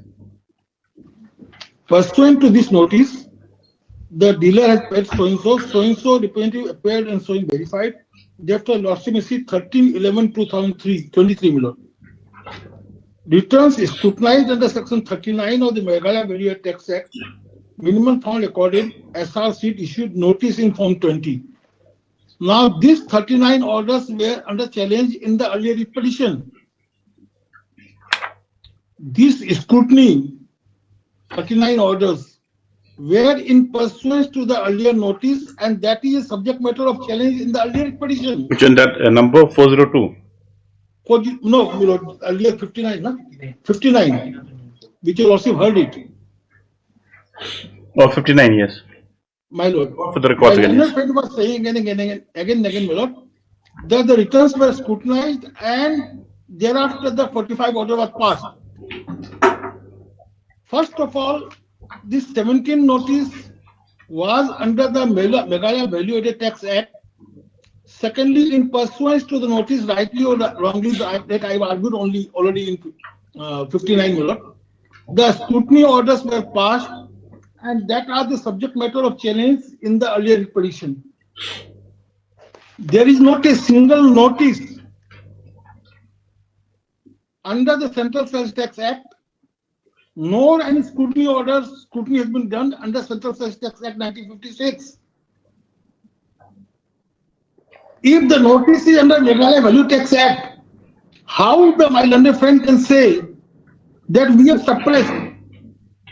Whether it is required for the petitioner to narrate everything which is not relevant at all?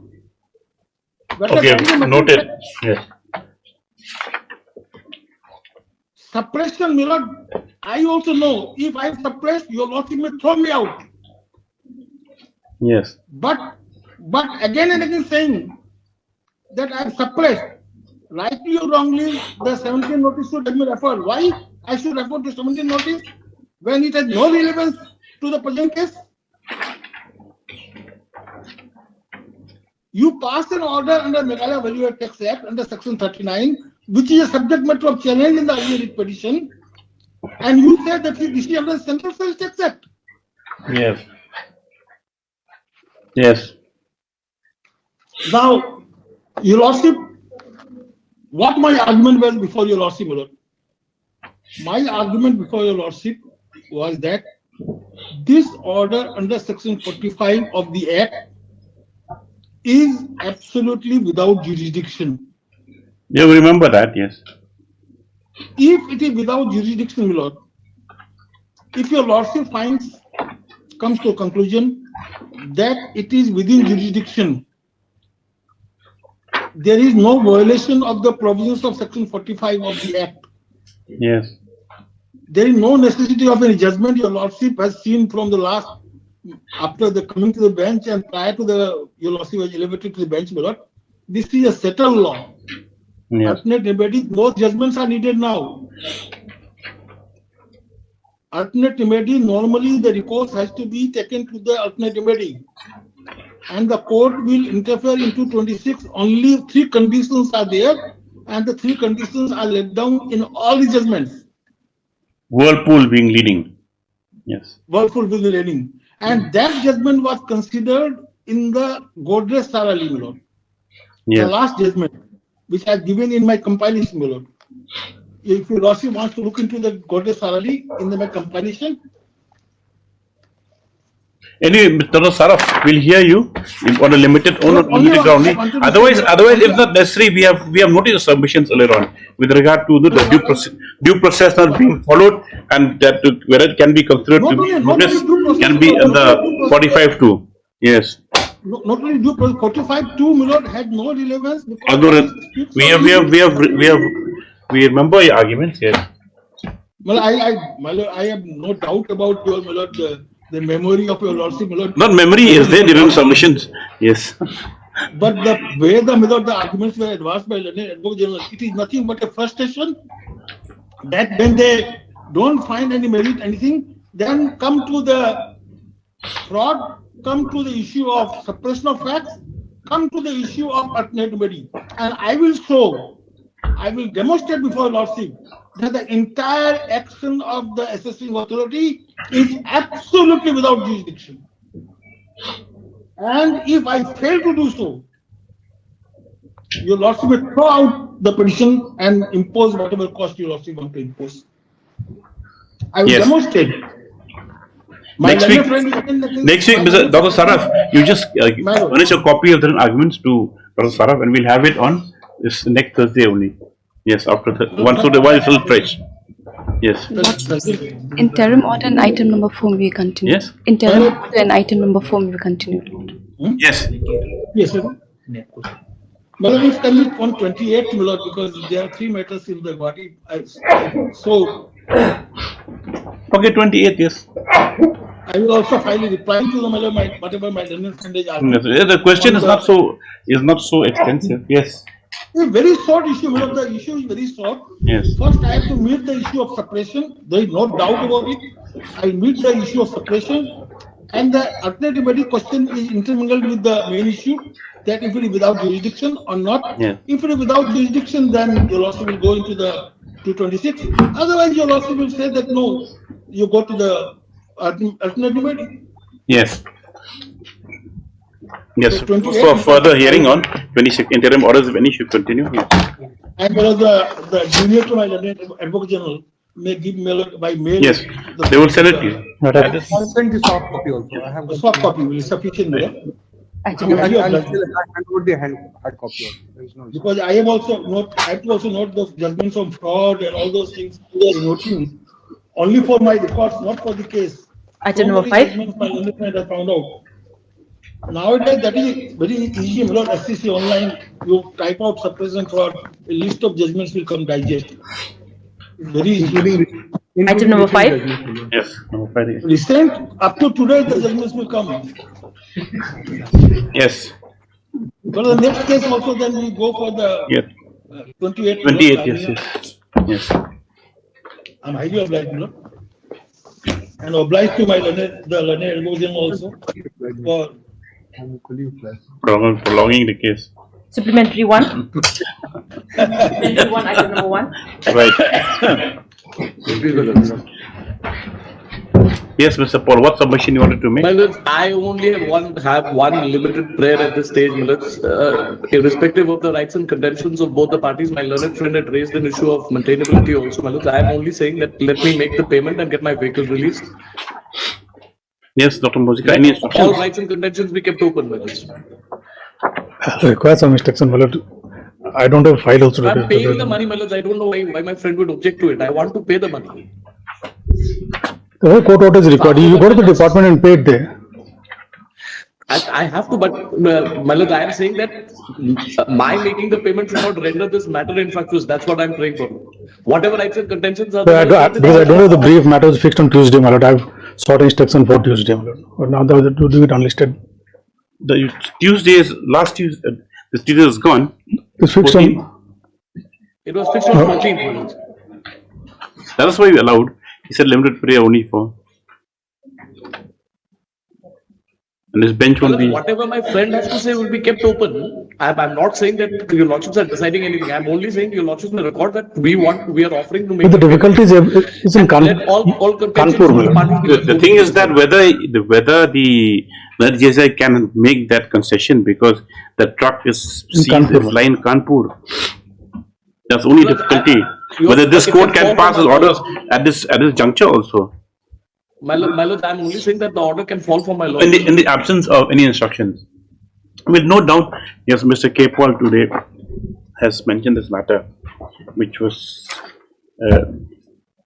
originally fixed on 14, but due to the holiday declared, could not be taken up. Stop. That is submitted to the Senate Council that the only limited prayer at this stage, while keeping all other contentions open, is to allow the petitioner to deposit what we want to deposit to pay the penalty. Make the payment in terms of the impugned order. Make payment in terms of To the make impugned order. to make payment in terms of impugned order for release, in order to have an order for the release of the vehicle in question. Stop. Well, Like for Dr. N. Mosikal, JCI submits that he has some instructions, and moreover, with the truck being in Kanpur. the truck In having UP. been seized in Kanpur, In Kanpur. it is not a position to make any concession at this moment. Stop.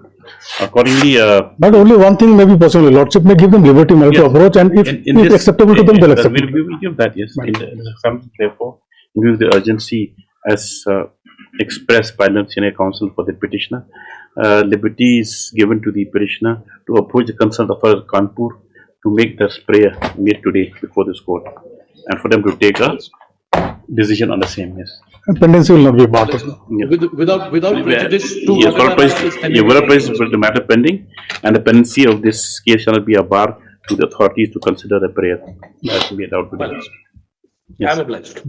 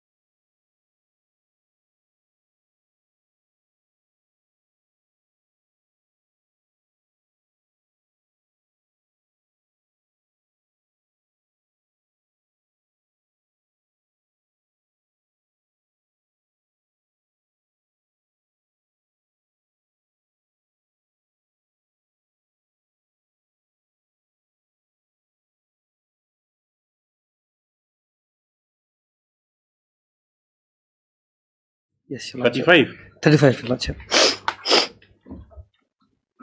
Agree, what's this? No objection? No objection, Your Lordship. Yes. Highly obliged, Your Lordship. Yes. May I please, Your Lordship? I beg to mention item number 36. Yes. Have you informed the other side? Yes, yes, Your Lordship. I humbly pray, Your Lordship, this matter be come up after 2 weeks. Yes. Much obliged. May I please, Your Lordship? I beg to mention item number 37 also. I'm at a respondent now 5. Similar. Lord, I'm a painful state. Much obliged. Yes. Please, Your Lordship. Lordship, I beg to mention item number 38. 39. 38, Your Lordship. What is that? Lordship, I strongly object because my time will be expired on May 6 June 2026. Lordship, Mr. Hassan is leading this matter and his father is in critical condition right now. So kindly grant us 2 weeks. And then Monday.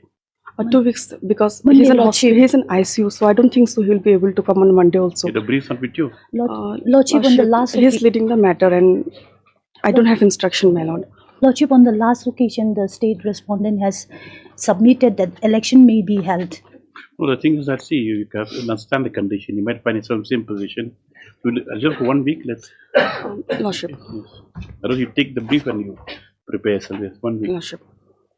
Due to the illness of the, due to the absence of the arguing counsel for the respondent. Yes. Obligation. Yes, Mr. Marak. May I please, Lordship, I beg to mention item number 32, 33 and 34, Lordship. All are connected matter, Lordship. Then we can dispose of easily connected matters. What's the matter about? This matter is about electrocution matter, Lordship. Electrocution matter? Yes. MECL? Or the Lordship. same one, that agency? MECL, Your Lordship. After 2 weeks, Lordship. Okay, yes. No objection. No objection. Much obliged, Lordship. I'd like to make a mention for Yes, item Mrs. Maitang. 31, Your Lordship. Item number? Item 31, Your Lordship. Bring for 2 weeks' time, Your Lordship. You have no objection? No objection. Yes. Much obliged. Lordship, I have similar play for item 30 as well, Your Lordship. 30? Before respondent 33, Your Lordship. You have objection? No, my lord. Is it part heard? No. No, no. 30, right? No. Yes. Right. Supplementary list item number 1.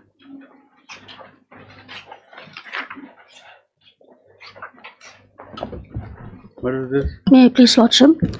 Lordship, this is a contempt petition, Lordship. This petition is being filed, Lordship, for willful and disobedience of the judgment Where is the order order still violated? 13/9/2022, Your Lordship, passed by this Honorable Court. 22, that means over 1 year elapsed. How does contempt be maintainable now? Yes, Lordship.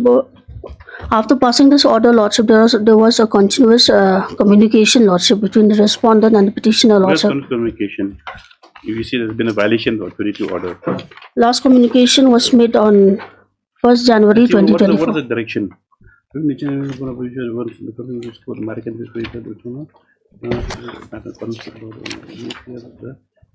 confined to place made under petition. So what happened after this order? Was it disposed After of? this order, Lordship, a speaking order was passed by the respondent, Lordship. But that means the order has been complied with. No, Lordship, as per this this speaking order, Lordship, they have directed the Station Cell Shillong Headquarter 101 area, Lordship, to comply, Lordship. However, Lordship, despite of multiple representation also, Because Lordship. there's been action. It's not a question of total violation or willful violation. You file a fresh petition. How can it be maintainable? Because it has to flow directly from the order of this court, if you alleging violation. And if you say that they have acted upon order of this court, they passed speaking order, giving other direction.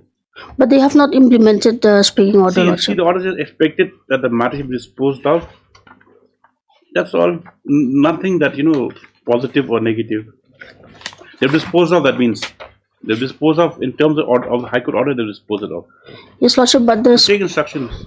Yes, Lordship. Yes, otherwise you have to file a fresh petition. It's a new cause of action. Yes, Lordship. Yes. MS NM Karchamlang, the council petitioner, praise bonds allowed. How much time? 2 weeks time, Lordship. Property instructions. Yes. Much obliged, Lordship. 2. As to whether the petitioner will pursue the petition. Yes. Prayers allowed is up to 2 weeks. Yes. Much obliged, Lordship. Item number 2.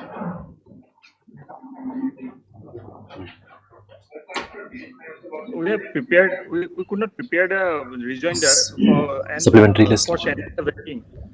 You see on the wrong list, I think. Supplement. The supplementary list. Yes. Who's happy?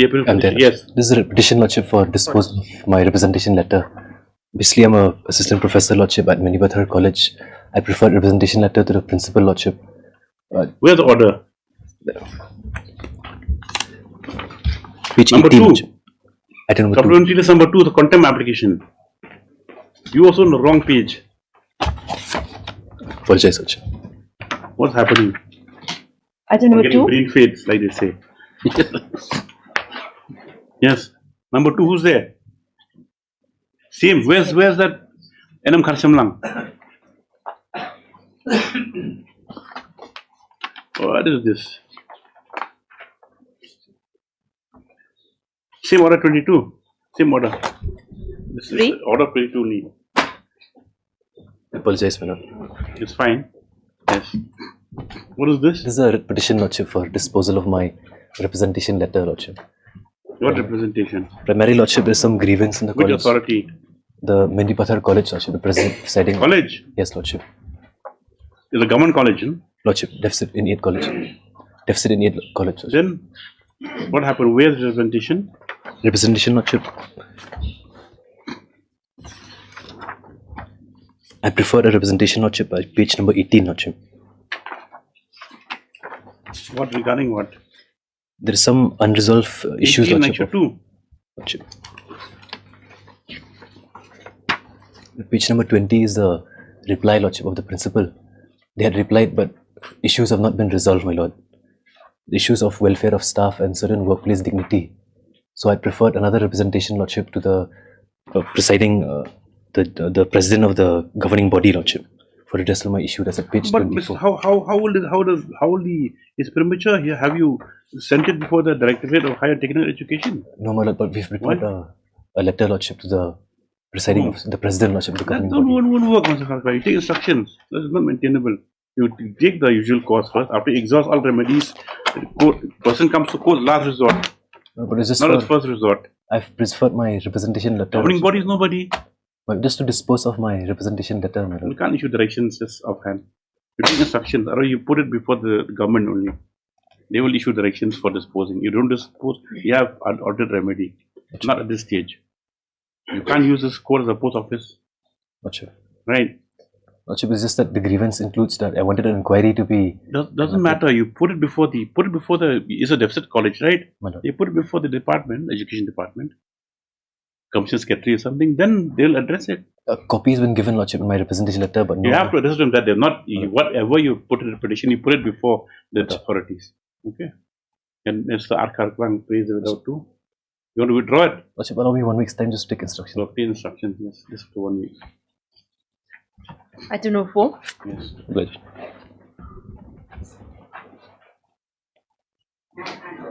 Yes. Malot, What is this? Malot, this is a Very familiar name. Malot, this is a second round of litigation, Malot. Earlier occasion also, the petitioner had approached this honorable court, whereby white order dated, if your lordship can come.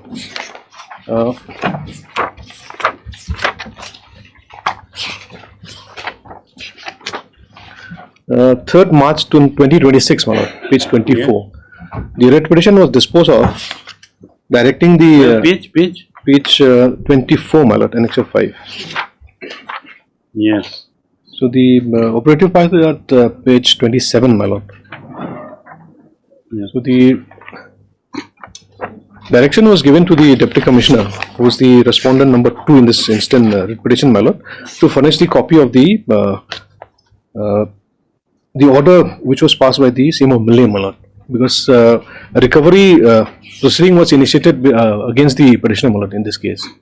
So the reliance was placed by the Deputy Commissioner on the order of the same of Mulliam, my lord, and has passed the order against the petitioner, my lord. That your lordship will find at page 18, my lord. 1 second.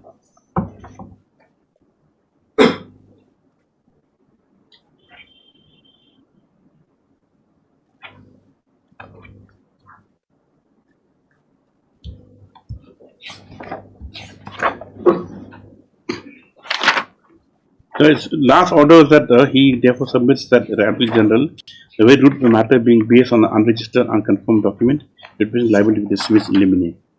This court in account party is also concerned with the matter concerns with fact or reason of the rule which already been revealed to by the petitioner. 7. Having yes, so what happened after this? My lord, what had happened is that proceeding was initiated under section 9 of the Bengal Public Demand Recovery, my lord. The Deputy Commissioner, the collector, my lord, has the land of the petitioner was acquired. He was paid a sum of rupees 1 crore 98 lakhs, my lord. What's the prayer here now? Let's see. My only prayer, my lord, what had happened is that recovery was done from the petitioner, my lord. Yes, then what happened after that? Recovery was done for a sum of the rupees. amount paid to you has been recovered. To a tune of 1 crore 87 lakh 12,564, my lord. Then subsequently, my lord, by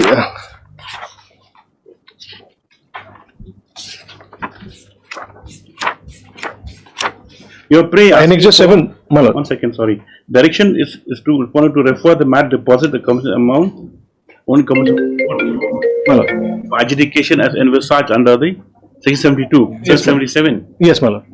Because there's a claim and counterclaim in respect of the money, my lord. That money has been recovered by the collector.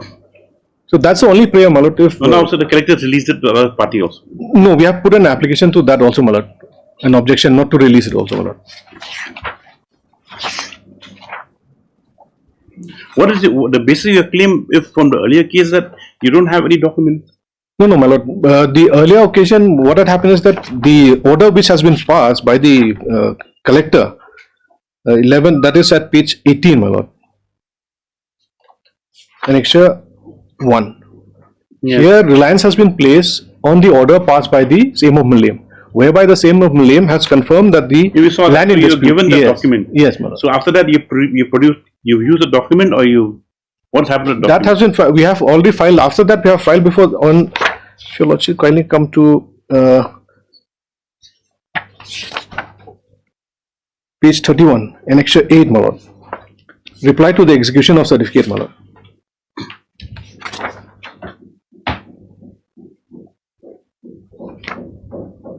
We have produced all the sale deed which has been executed in my favor, my lord. That is before the collector also, my lord. In spite of that, my lord, the recovery has been done.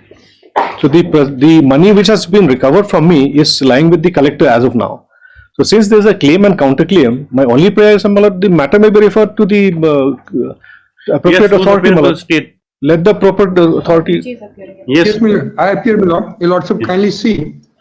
This is again a second attempt to bite the cherry, my lord. Kindly see the your lordship's order, my lord. The lordship will see the order. Here prayer in the current proceeding as well as the previous order is identical, my lord. Kindly, your lordship has marked that part. At page 24 is your lordship's order. Yes. Kindly see 24, my lord. Yes. Paragraph 5. It is submitted that writ petitioner is aggrieved with the order dated 11/12/2025 and 29/1/2006, where proceeding under Bengal Demand Recovery Act, which has been initiated against the petitioner, have been disposed of. Mr. Nongri Learned Counsel petitioner submit the disposal of said proceeding, which is stated to be recovery of certain amounts, which has been dispersed for compensation, material relied upon by the quasi-judicial authority, more particularly order dated 14/5/2025, issued by CM of Million, was not supplied to the petitioner. He submit that even though challenge has been made to impugn order at this stage, the prayer of petitioner is limited to supply of material, my lord, and respondent, while passing the impurity, enable him to further take his steps, etc., my lord. Now kindly see this order of 11/12/2025 at page 18, my lord. Yes. The matter was listed today. This is 11/12 for hearing in the above execution proceeding under Section 9 of Bengal Demand Recovery Act as adapted in state of Meghalaya, compensation which was wrongly credited was sought to be recovered from certificate debtor Sri Thaba on the premise that he has received the compensation in respect of so-and-so village to which he was not entitled. Heard learned counsel appearing for the certificate dated. Learned counsel has vehemently objected to continuous of present execution proceeding and has submitted his client is absolute and bona fide purchase of valuable land in question by virtue of sale deed in favor of Sri Milliam, etc. My lord. Now kindly see the part Milliam's order which is quoted at the foot of the page, the last paragraph. As the aforesaid order dated 14/5/2005 passed by CM of Hima Milliam in the presence of Dawar Pillan. Sri Banhun Milliam Umlong appeared in person before Darbar and oath admitted that he had committed a serious mistake in earlier representing himself as the owner of the land falling under Chenage so belong. He categorically stated that clarified that he is not the owner of said land and the land in fact belongs to Kur Milliam Umlong so and so, clan land of Milliam Umlong so and so. CM of Hima Milliam in the presence of Ride, Mabu and Ran so-and-so, Umfort and other members of the war after due inquiry and verification of traditional records and boundary formally declare and confirm that entire stretch of land of Ceylon within the so-and-so belonging to Kur Milliam so-and-so and does not constitute private individual land of Banhun Milliam Umlong or any. Court is bound to give due recognition of finding and declaration of CM of him and his Darbar in the highest customary practices, etc. The declaration of CM and Darbar of land is Kur is conclusive. In short, Freedom Thaba cannot be treated as a rightful owner of the compensation respectively. Objection raised by land counsel to the certificate debtor cannot be sustained since the indemnity bond dated 17 to 24 was executed by Freedom Thaba. Collector as a result render him liable to adjudication. Accordingly, execution proceeding so seek recovery of is maintainable with liberty to take recourse so and so. This very order, my lord, was challenged before your lordship, which has your lordship has seen, and that challenge has been dismissed, lord, not accepted. They said that I do not have the order of the Milliam. If your lordship will see page 24. Now prayer, if your lordship will see, kindly see the prayer at page 14. Page 14. What is, there's no time suit filed. No. And they have not challenged under the public the section 34. There is a remedy of appeal. Yeah. The impugn order dated 11/12/2025. Impugn order is dismissal of so and so. So the same very order, my lord. Impugn direction 2 passed by respondent number 2 to 4. My lord, these are 3, 4 are consequential direction. 1 and 2 which were challenged, and your lordship would recall that the original owner was not the owner. He gave some unregistered document to the Thaba, my lord. Thaba, your lordship will remember, he has that Thaba has collected about 40 crore rupees of land compensation, which was challenged before your lordship, and the same petitioner has filed also writ appeal pending before the division bench. But now kindly come back to your lordship's order once again at page 24, my lord. Same order, which is under challenge, and your lordship has recorded in paragraph 5 at page 25, my lord. Yes.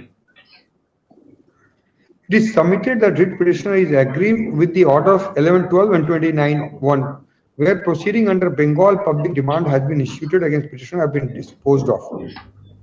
So and so, which is stated to be recovery certain amount which has been disbursed by compensation, the material relied upon by the quasi, more particularly order of 14 May 2025 issued by CM of Milliam was not supplied to the petitioner. It was supplied, my lord. That is very incorrect. He submitted, though the challenge has been made to the impugn order at this stage, prayer of the impugn limited only to supply of material which has been relied upon and which passing the impugn order to enable him to further take steps. My lord, then the remedy is further steps. He will challenge under the learned advocate general has submitted that no case is made out with this court. Firstly, matter concerned disputed fact. Also, the case of writ petitioner is without substance. Learned advocate has taken through the document from the entire transaction as a reason, such as agreement entered into by writ petitioner and alleged vendor of land which has been acquired. He therefore only the very root of the matter being based on unregistered, unconfirmed document, writ petitioner is liable to be dismissed in limine. So what he is relying upon, my lord, if that document is not placed on record in this writ petition, nor the previous writ petition has been placed on record, my lord. I checked it. So, my lord, where's the document? A seal deed that you rely, you're placing your claiming your title. Annexure 15, my lord. Is a seal deed. Yeah, the confirmation deed, my lord. This is Page 48. Page 48, my lord. Page 48, my lord. Page? Page 48, the type copy is page 49, my lord. This is a confirmation deed, my lord. But this is just a kacha one. This is a confirmation deed, my lord. My lord, the order which has been passed by the collector, my lord, is based on the order passed by the same of Malay, my lord. No, exactly, because there's only tangible. My lord, without issuing any notice to me, my lord. No notice was issued to me, my lord. Yes.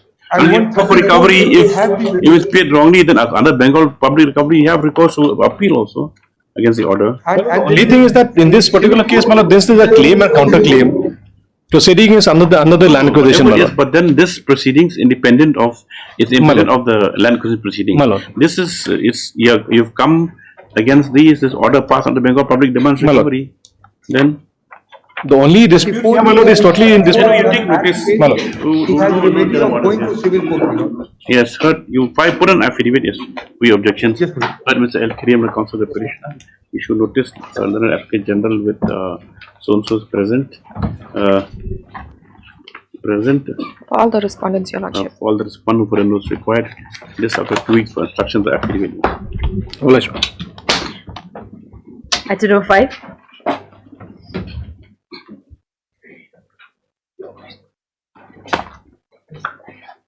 In this case, the Village Employment Council is forcibly trying to construct a village road in my land. Who's trying to construct village road in your land? Village Employment Council, my lord. Village Employment Council? Yes, my lord. And we lost the FIR. They went to the Thana and they made me compel the petitioner to sign a document that we have compromised, and we are. How can the court examine that? They forced you. You find a compromise. In the Thana itself, myself, we were compelled to sign. The road already constructed. No, not yet. It is stopped now. Yes. Your Lordship, I'm appearing only for respondent number 1. I'll have to take instructions, Your Lordship. Section number 1 is Village Employment Council. How can we verify whether your submissions are correct or? Let a notice be issued. Let them come and say. I heard Mr. A. City Council Council assisted by MS so and so. Stop. Should notice MS that in country is present and accept on behalf number 1. Notice to go to the respondent number 2 within 3 days. Service by personal service also permitted stuff. The grievance of the irate petitioner is that the respondent number 2, which is the Village Employment Council, is seeking to construct a bridge road through the land of the petitioner stuff. Though at the stage is stuff, he prays that appropriate order be passed, in as much as the petitioner is also forced to sign a compromise. Yes. With the respondent number 2. So, in these circumstances, next paragraph, another GA to obtain instruction from the concerned blockdown officer as to whether the allegations have any substance. This after 2 weeks.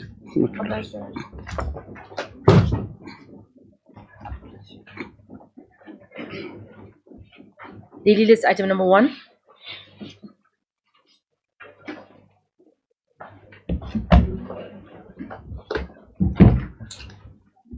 May it please, Lordship. Lordship, this is a second round of litigation, my lord. A land has been taken for this Sona Hydel project, my lord. What? For this Sona Pani Hydel project, my lord. So thereafter, with affidavit, file. They have filed, my lord. They have been asking time to file a comprehensive affidavit. But what they have done, they have filed an affidavit challenging maintainability, my lord. And I have read the affidavit. I don't understand what is the maintainability there. Kindly takes the prayer in this petition. No, what affidavit you filed? Challenging maintainability. Because the petition itself is not maintainable. The petition has been filed for a mandamus seeking compulsory land acquisition. Where's the prayer? Kindly see notes, page 28. Yes. In the premises, it is prayed for your lordship, may I please, why a writ in the nature of mandamus be not issued directing respondents to take immediate steps for expeditiously completing the entire acquisition process within the time frame as directed by this. Where the order of this court? Yes, my lord. Page annexure 29, my lord. Page 29.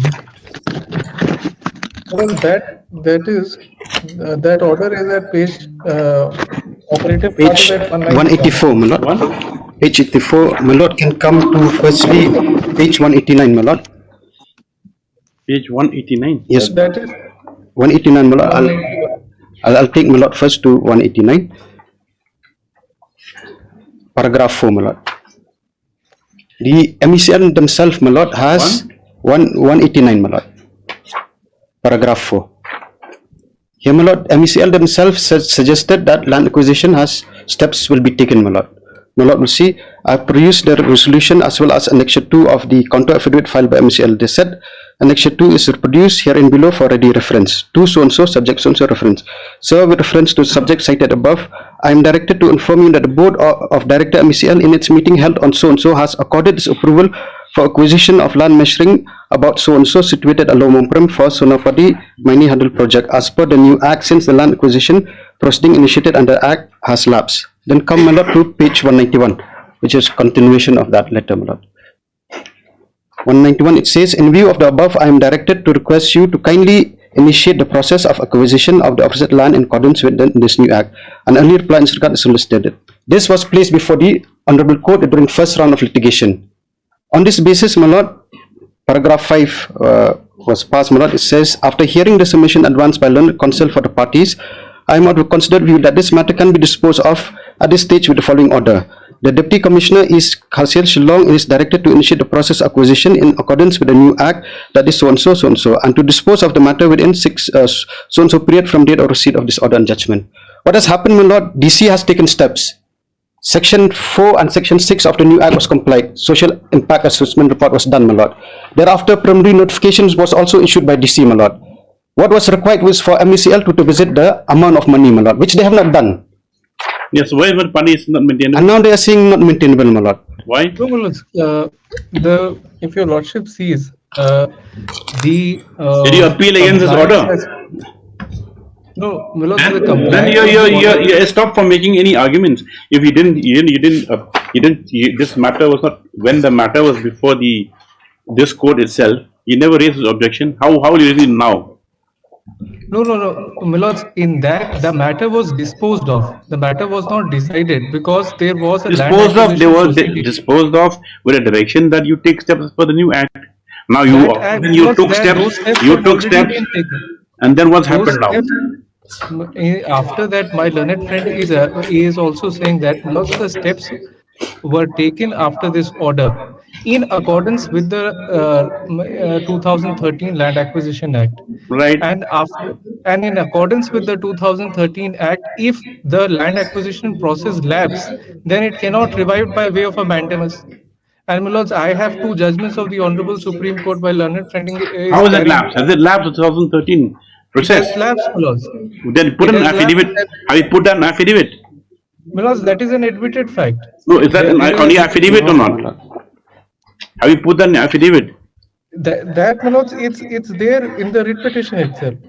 No, have you put that in affidavit? That's.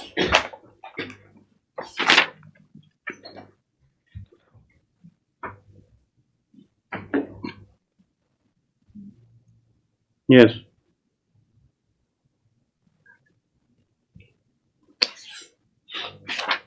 Where is that? Show us. Show us some affidavit. Show us some affidavit where you've said that, it's barred by law. The affidavit concerns the objection to the maintainability of the. So show that. Show when after you said that since it's lapsed, that means he has to take recourse to show the way. Show that. Excuse me, the writ petition itself, No. We show from affidavit. The affidavit sees the affidavit. You can't improve your case by relying on the other materials. What have you said? Maintainability. If you say it goes to the core of the issue, maintainability. So kindly sees that the affidavit kindly sees paragraph 8. 8 onwards, my lords. Yes. From paragraph 9, my lords, the existence of a right and infringement thereof are the foundation for. When you file a proper affidavit, we'll give you 1 week's time. Yes, as the affidavit challenging maintainability seems to be incomplete, in the facts as portrayed. Learned counsel for the response number 5 to 7, pray for allowed 2 weeks time to put in a composite affidavit touching also on the merits. So we'll see the whole matter. Stiffly, my lord, because for filing affidavit of maintainability also, my lord, 5-6 dates will. So the state also filed, the state has also not filed an affidavit in this regard because land acquisition process is to be completed by the state. All the And I'm respondents not said, yes. Yes. You're the agency, yes. Next one. Yes. Yes. Item number 2. Who's appearing for the petitioner? May it please, Your Lordship. I'm appearing for the petitioner. Yes. I'm paying for the 3 weeks time to file the rejoinder No, affidavit. How many times? It's appointment of arbitrator, my lord. They will appoint. Yes, my any retired judge, my lord. Justice So Vaipai or Justice forget Banerjee will rejoinder. appoint, my lord. You accept the appointment of the court? Yes. It's a big claim, my lord. So Big claim. it's It's a big claim. will run to few crores, my lord. So whatever suggested by the court, you'll accept? Or you'll take instructions? But we have stated in our affidavit any retired honorable judge can be appointed.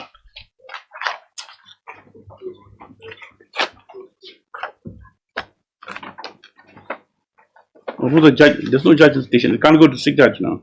Retired. Where we send affidavit, Mr. Para 15, Dr. Mojika? page 7.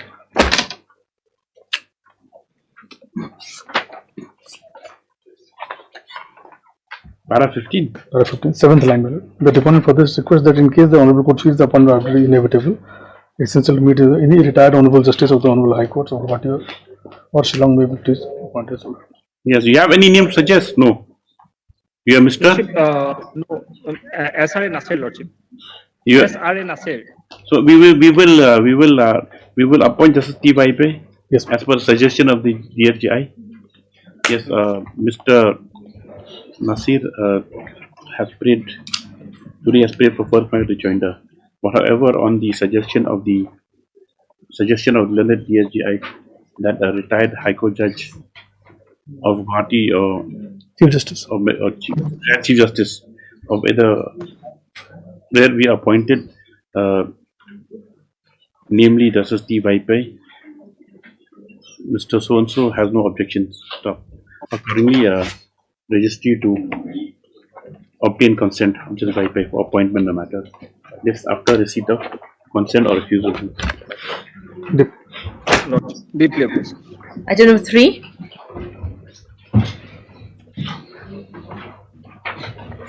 In this matter, my lord, we are awaiting instruction, my lord, from the client. Yes. The CRPF matter, my lord.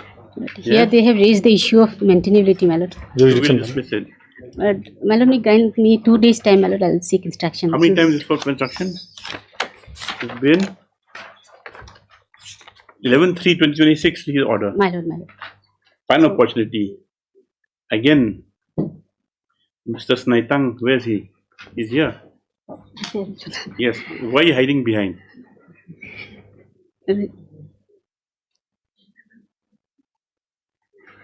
Last chance given again because you're not present. You've obtained instructions.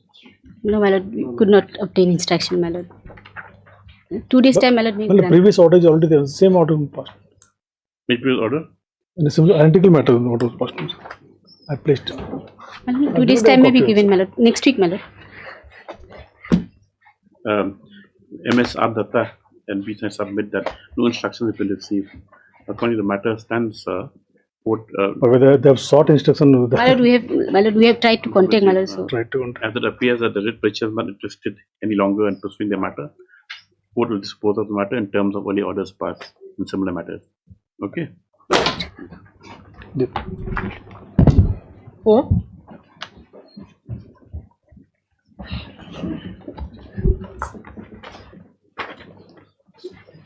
I'm praying another 2 weeks time, my lord, to file the rejoinder. How many times you prayed?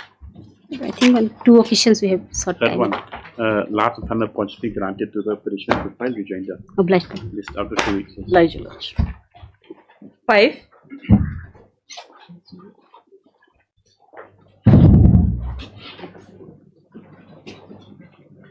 May it please your lordship. I have taken fresh steps upon the private respondents. The tracking report obtained from the website indicates that it has been delivered. They've been delivered. Yes, ma'am.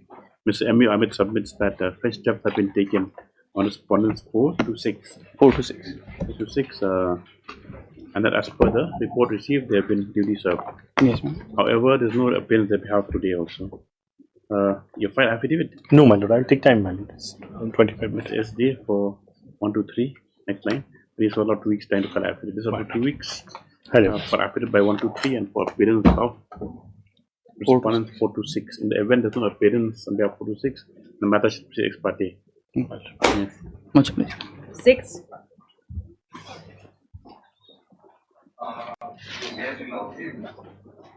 Yes. My lord, I am the petitioner. My lord, the item number 6 to 13, 15 and 16 are similar, my lord. And we have received the affidavit in opposition for item number 6, 9, 10, 11, 12 and 16 only, my lord.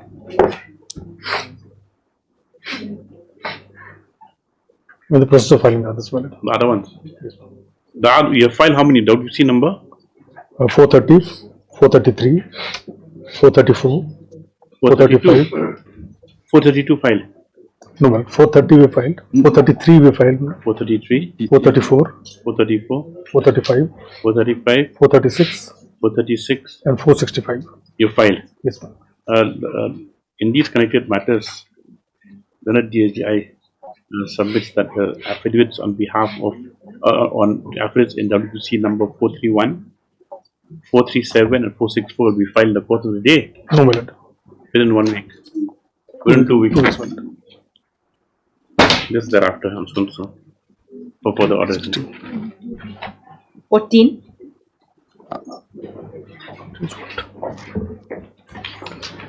Please, your lordship.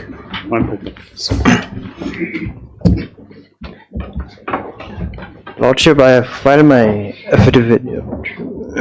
Yes. Yes. Respondents number 1 and 2.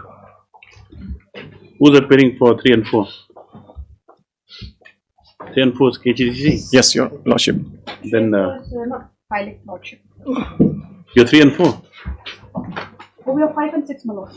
Yes. 3 and 4 is the district council. You're filing when? Today? I've already filed. So then 3 and 4 only. Who's 3 and 4 today? The district council. The affidavit is necessary. Or yes? No. Yes. You're conducting the case. Your name shown last time. Your lordship, if I may humbly submit, with regards to the affidavit filed by respondent 1 and 2, we have examined the same and we find that rejoinder will not be necessary. So post up for hearing then? Yes, your lordship. Yeah, Mr. Binod. Mr. W. Khar. Or Khar, sorry. Lordship. Yes. Dr. Khar submits that to the affidavit filed of number 2, no rejoinder will be necessary. Stop. MSPS Nongbri, on behalf of 3 and 4, also has no instructions. We listed after 2 weeks first for instructions. Yes. This is after 2 weeks as to whether affidavit will be necessary from 3 and 4. Yes. Yes. Highly obliged. Highly obliged. 17.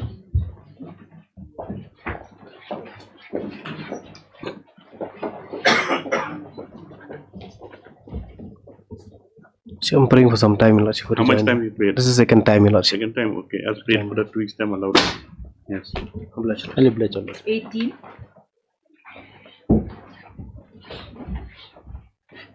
May it please, your lordship.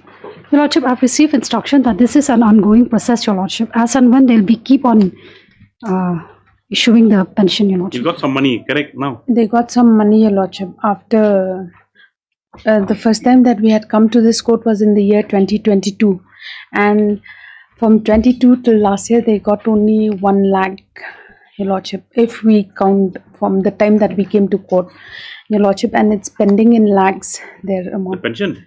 Pension, yes, per your month, lordship. how much? Per month it's 5,000, some are 5,000, some are 8,000. So 1 year will be 60,000. Your lordship. Yes, your lordship, that's what, because there are a lot of them who are former Lordship, NDCs. What happened to that legislation? Has it been brought? Has it been brought That for repeat? stopping the pension? No, your lordship, not to my If you serve knowledge. only 1 term, also entitled pension. Your lordship, 1 term. For one term, it's 5,000.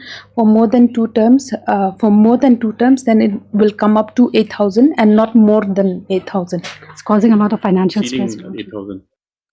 And Your Lordship, for petitioner number 17 and 23, they are sitting NDCs, Your Lordship. When we had submitted the outstanding amount to the council at that point of time, we had claimed only till February 2025 because they were elected in the month of March. We never claimed till after they were elected. Submits praise out further.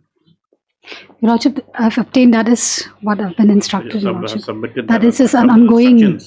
That the disbursement of the arrears It's continuing, Your payment Lordship. to the petitioners is a continuing process. Accordingly, this matter after 4 weeks. Your Lordship, Other orders. Your Lordship, I'm praying for 17 petitioners number 17 and 23 also. Some amount may be released to them. From the MSB of Karwanlang, however, has also submitted that with regard to the petitioner number 17 and 23, though they claimed only for the arrears of pension for the period when they were out of office, no payment has been forthcoming. Stop. Next paragraph, the same also shall be taken into consideration by the respondents while dispersing the arrears. Yes, to the petitioners. Just after 4 weeks. Highly obliged. 19 is connected. Just together. 20.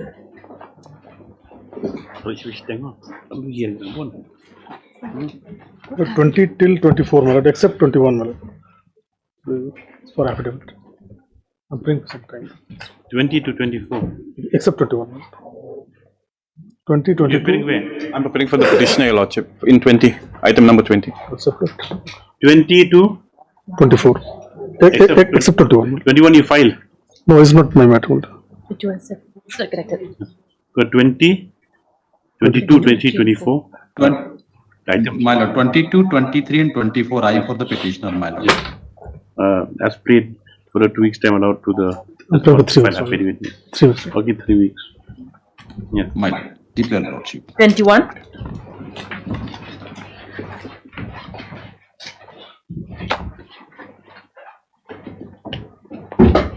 Well, I have received the Parawai's comment. I need some time to file my affidavit. What's the matter about? It's about gratuity. Okay, for the 2 weeks time to prayed allowed. Hello, please. 25.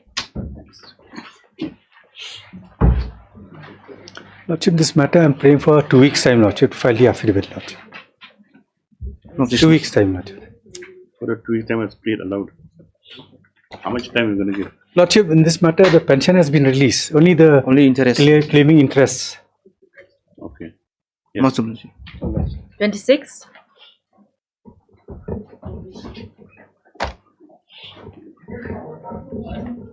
Lordship, I am praying, Lordship, if this matter can be taken up after a week, Lordship. End of the bond. After a week, Lordship. Lordship, on the last occasion, they have placed the petitioner had to come back with instructions regarding the availability of alternative remedy, Lordship. You're a consumer, right? Lordship. Then? But we are a different consumer, Lordship. Here, Lordship, what has happened is the bill is in respect of a different consumer, Lordship. Mr. Chanda submits that he had to receive instructions. This after 2 weeks, and able to receive complete instructions. Lordship. 7.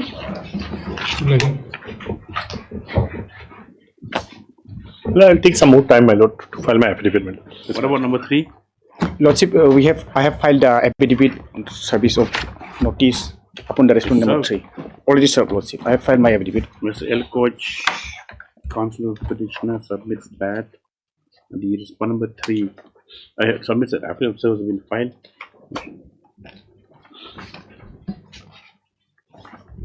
On delegate service on respondent number 3 has been filed. As such, notice complete on all the respondents. Stop, Ms. One, though there's no appearance on the officer responding to you. Mr. SD, please one allowed further 3 weeks. Lordship, interim may be continued. Interim order of any shall continue. This is that market matter? Market matter. I'll apply. 28.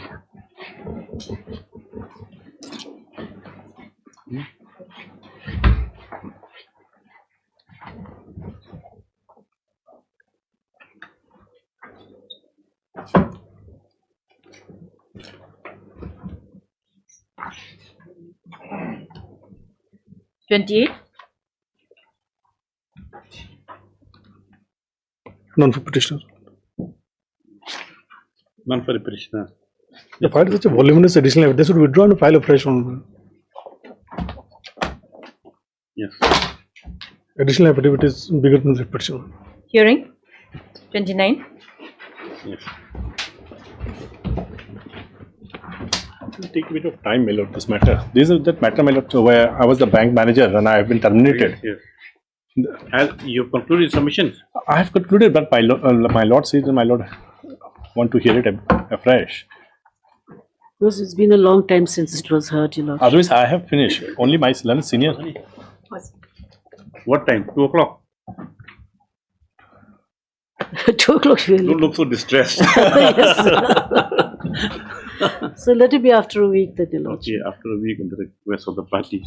Yes. Thank you so much, Your Lordship. Well, 2 o'clock, both your faces look so distressed.